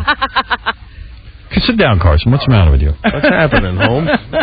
It's you. I don't think Carson and I have slept together. When's that going to happen? We have? Oh, we have. Wait a minute. We have. Jimmy, aren't you his mentor or something? Are you Carson's mentor? Carson and I did a radio show together in Palm Springs when Carson was, you're 19 and I was 24. Yeah. Wow. Yeah. Carson's incredibly successful. Dick Clark. I just heard him. You're the new Dick Clark, they say. No. No? That's good for me. Very annoying for Dick Clark, I'm sure. Hey, who that you poor guy. Carson, who are you dating now? You always date some real good women. Nobody now. Really? Wait a second. Yeah. I just saw in the notes, so weren't you dating like the girl that Mike Piazza used to date? Oh, jeez. Robert, you got the notes right in front of you. Yeah, Alicia Richter? Show me a picture of her. You know, Why do you say no one if you're dating someone? I'm not dating her. I'm not dating anybody. You used to I'm really date not. her. Well, no, I never. No. The word dating is a specific word, isn't it? Yeah, exactly. Right? No, that was a whole, I don't know what happened with that. Carson, she's a friend of mine from L.A., and we were together with a bunch of people. You should pork her. Give it to her hard. Hey, you should give it to her real hard and fast. He's got quite a list here. Let me hear the list, starting with... Yeah, read the list to me, too. Yeah. Let's start with, what's her name? Tara Reid. Tara Reid. Yeah, you were going to, marry her. Yeah. Dude, what were you thinking? I don't know. You could do better than her. Jimmy was going to be my best man. Is that right? Yeah. In fact, when he came on my NBC show on Last Call, that was funny. When I wanted him to do the toast that never happened at my wedding. I did give the toast. Hey, Carson, for real, who dumped who in that relationship? She, I think, more or less kind of dumped me. I think. You know, it's hard to say because we were so close to the wedding. We had all the plans. Hey, Howard? Yeah? Again, I think I remember a quote from Carson saying that he sort of found out he was dumped for sure by listening to her talking about it in a clip on our show. No, that was Jennifer Love Hewitt. Oh. I forgot about Jennifer. Yeah, that was... I heard it on this show. I heard you read the news, I think. I'm not kidding. You were really in love with Tara Reid? Yeah, oh yeah. You know what? She's got a nice body and stuff. But is she annoying? She's a handful. A handful, right? Oh, yeah. All the partying. You were devastated by the breakup. I'm okay now, though, Robin. You got over it quickly. He seems fine. You have survived. Would it have been a tremendous error for you to have married her, you think? I mean... Yeah, definitely. We were friends, after. We still are. I don't see that much. She runs in a very, very fast lane, Are you the kind of guy who likes to just hang out at home and relax? Yeah, I'm more of like a, more of a dive bar kind of guy. So how do you just, red carpet and parties, and I really couldn't keep up. I work. I mean, I get up, I'm working, all day. When she's shooting a movie, she's working in Montreal or something. But when she's, when she's not, she just wants to. She's got nothing to do all day. So what was it? The sex was great. Oh yeah, the sex was great. Yeah. Sex was great. Anal.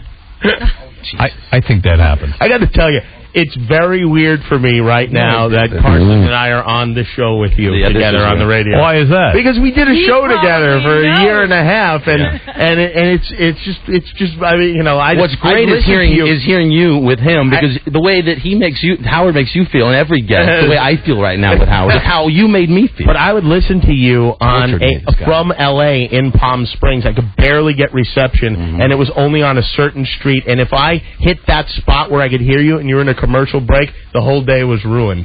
Jimmy Kimmel's supposed to be shooting. He's supposed to be gone and shooting a bit for his new ABC show. Yeah. But Jimmy wants to be here to help me interview Carson Daly because they know each other personally. This is much more fun than Jimmy's show. And I can see how terrified Carson is. It's frightening. I mean, why be terrified? I'm a big fan of your show, Howard. I always have. Thank you. You've told me that. And I have never had the courage really to come on, because I know that when there's guests here that I'm annoyed when they come on and and skirt around issues and they don't answer the questions. Your best guests are the ones that are honest. Absolutely. That's why my life now. Well, that's why I repeat that Tara Reid and you have anal. Be a good guest and tell us. Or is that not your thing? No, I don't care. I just don't think. I know we tried. I don't know if we were successful at it. I would think a girl like that could handle it. She's a little girl. She is a little girl. Does he mind now reading about who she's with lately? Yeah, I actually enjoy it. I find it very humorous. Why do you laugh at the guys and go, well, they'll learn? It's kind of funny, Yeah. She's very intense and very, very, very. And she moves quickly through. You lasted a long time with her compared to these other guys. Yeah. Way to go. And does she embarrass you now? Well, you know what it is?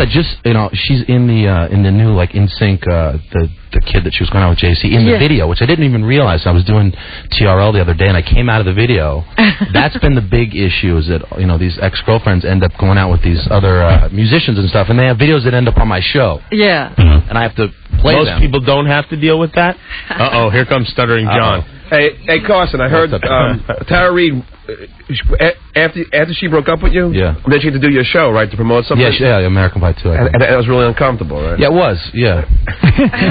So what? We say Jimmy's show should be Sarah Silverman and his ex-wife. New co-host. You realize how big that would be if you did that after the Super Bowl? Yeah. You got me staying up. Do you think your ex-wife would go on? I don't know. If she'd be up for that. Just even her, to discuss the dissolution of the marriage. Yeah, great. That would be so fun. Look, if the show is successful, she gets more. That's right. On the first show, you should tell your kids you're dating Sarah.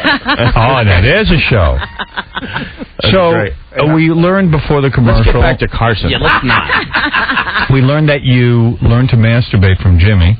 Well, I didn't even learn, but I encouraged him to start masturbating. Because you said, well, why not touch yourself? Yeah, why not? It's there. It's free. Well, you were asking whether it was a religious thing. Well, now I see that Carson wanted to be a priest when he was in high school. I also wanted to be. People misunderstand. Yeah. Anybody who was an altar boy unless they're molested, at some point in your life, you may not consider it seriously, but the thought crosses your mind, maybe you might want to be a priest. I definitely had it. You had a thought to be a priest, and then you started sleeping with Adam Carolla in the same bed. Do you want to talk about some of the people we tried to get to come in for your birthday? Tony Danza? Did you see him on the People's Choice Awards? I haven't watched that yet.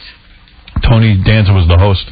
He made Whoopi Goldberg look talented. He didn't do any of his singing and tap. Oh, yes, he did. Oh. He comes right out. He's dressed as a rapper. Oh, no. And he's Italianized. And he raps like the first thing. And then he does a tap dancing number, which he doesn't realize rappers don't tap dance. Right. But it's probably the most embarrassing thing I've seen on television since the Chevy Chase show. Yeah, the Italian ice joke. I'm trying to think of the first time I heard that. And he's dressed up like an idiot in a sweatsuit with dancers behind him like a Vegas show. Then he started tap dancing. And he has made a career out of embarrassing himself on TV, and this was the ultimate. Yeah, little did we know. He's like one of those guys who tries to do a lot of different things. Like he's an actor, a singer, a dancer. He's on Broadway. He does it all. He wants to be like the white Sammy Davis Jr. Right. And I don't know. I don't know what he's doing. I don't know who hired him for this thing, but... Yeah, whoever thought he'd be a good host? No. Yeah, I was flipping through the channels. I thought it was 1981 for a minute. Yeah. And he's... Yeah, right? I mean, yeah. When's the last time he was on something? I don't know, but he's looking for other opportunities to make a fool out of himself. And if you have an opportunity, please call. He's open to all suggestions.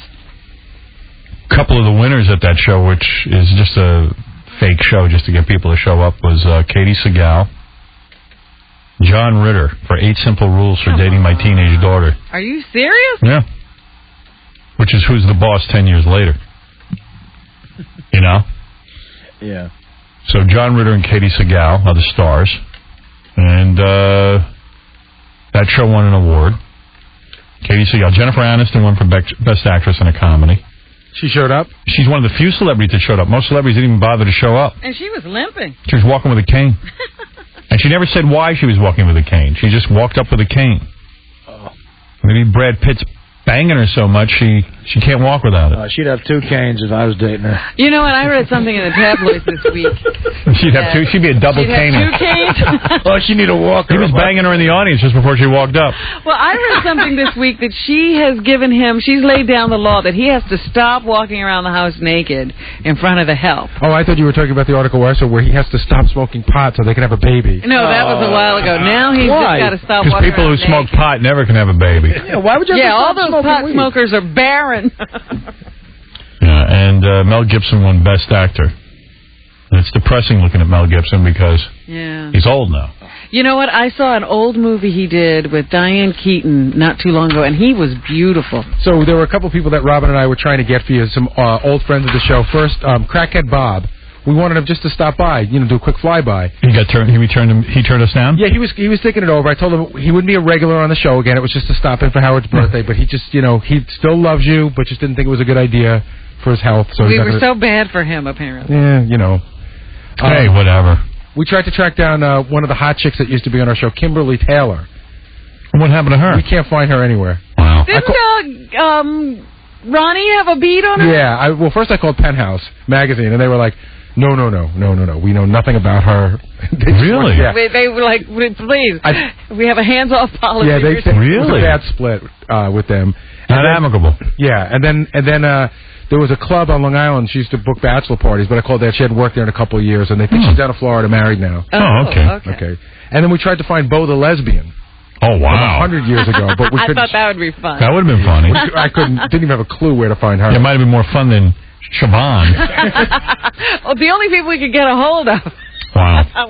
You should have called John Edwards and see if he could contact Ted the janitor. The only thing more disturbing than Siobhan in a dress? That's right. Siobhan with a beard. Yeah, that was... I tell you what, man, I had that guy picked as dead. Yeah, me too. You know what I mean? Like, when I used to like listen, homeless and died on the streets a few years You know ago. what the weirdest thing is? Of course, when you leave somebody's name downstairs, you have to leave a name that they have a license for. So, I now know him as William, which is even more really? disturbing. Siobhan is William now? William, yeah. You know who I was hoping you'd book Who? for today? Because we haven't found him in years. Fred. Are you there? Oh, there he is. Over there. By the way, what happened with Mariah Carey? That just sort of didn't pan out? You know what? She's like in Indonesia or something. She was going to actually either call in or stop by, but she's just, Let her do the stop by. On a whole other continent. But we'd like to have her, right? But Hell she's yeah. on the American Music Awards tonight. Well, I guess she's just getting She into flew LA in today. from Indonesia. Something like that. But she was like, 10 continents away. She's on another planet. Sure. I Every still- time we call. Yeah, I wonder what her story is. Like who she bangs. I think it's like black guys mostly, right? Well, she had a Mexican guy just before she went crazy. Is that the closest she came to being with a white guy? Well, she spends a lot of time with ODB. Like, he's on her records. ODB? Yep, he's been on her records. In fact, he was on that one record. I always used to say, I wonder what it was like when ODB went to dinner at her and Tommy's house, because she was very close with him. Wow. But I don't know that anything happened. And then, of course, she had a little thing with Eminem, apparently. Right. But she says no, he says yes. She says she didn't have anything. Yeah, but he had to get into blackface for that.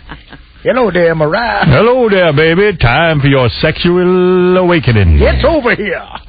What else were you going to bring up? I'm doing Hollywood Squares this Saturday, so you want to hear who I'm on with? Yeah. Okay, the big center square is Simon Cowell from American Idol. Oh, he's a big deal. He's center square. Then I'll be on with Martin Mull. Another big deal. Kathy Griffin. Yeah. Brian, the winner of Survivor. Oh. There you go. Joan Rivers. Don King. And comedian George Lopez. Fantastic group. I mean, no wonder the show's doing so well. That's some group. Who do you call on first? Yeah, there you go. At least there's a chance I'll get called on now. With Alec Baldwin, I had no chance. Oh, my goodness. Robin, let's do some news. All right, the People's Choice Awards were last night, and the favorite comedy series was Friends. The favorite drama was CSI. New comedy series, as you said, was 8 Simple Rules for Dating My Teenage Daughter. And the male performer was Ray Romano. The female performer was Jennifer Aniston. Now, I have one question for you. Ray Romano brought his kids up on stage to read. This year they got to read his acceptance speech. Okay. And I'm wondering about people who do that. They're mentally ill. Yeah? That's all. Yeah, case closed. That's all. Just wanted to make sure I was seeing things clearly. Why would you want to bring your Why kids? would you bring your kids up there? Because it's a great bit. He's clearly wacko. What's wrong with him? Anyway, so that was that. And at the box office this weekend, guess what was number one? What? That Just Married. Yeah. The Ashton Kutcher, Brittany Murphy project. Yes.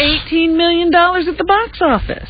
Well, of course. I'm You put two shocked. great stars like that together, what do you expect? Can't believe I turned that down. It didn't get good reviews, but boy, oh boy, did it bring in the moviegoers this weekend. Here's Brittany, who gushes about her co-star. Gushes? She gushes. Oh, yeah, she's going out with Ashton Kutcher.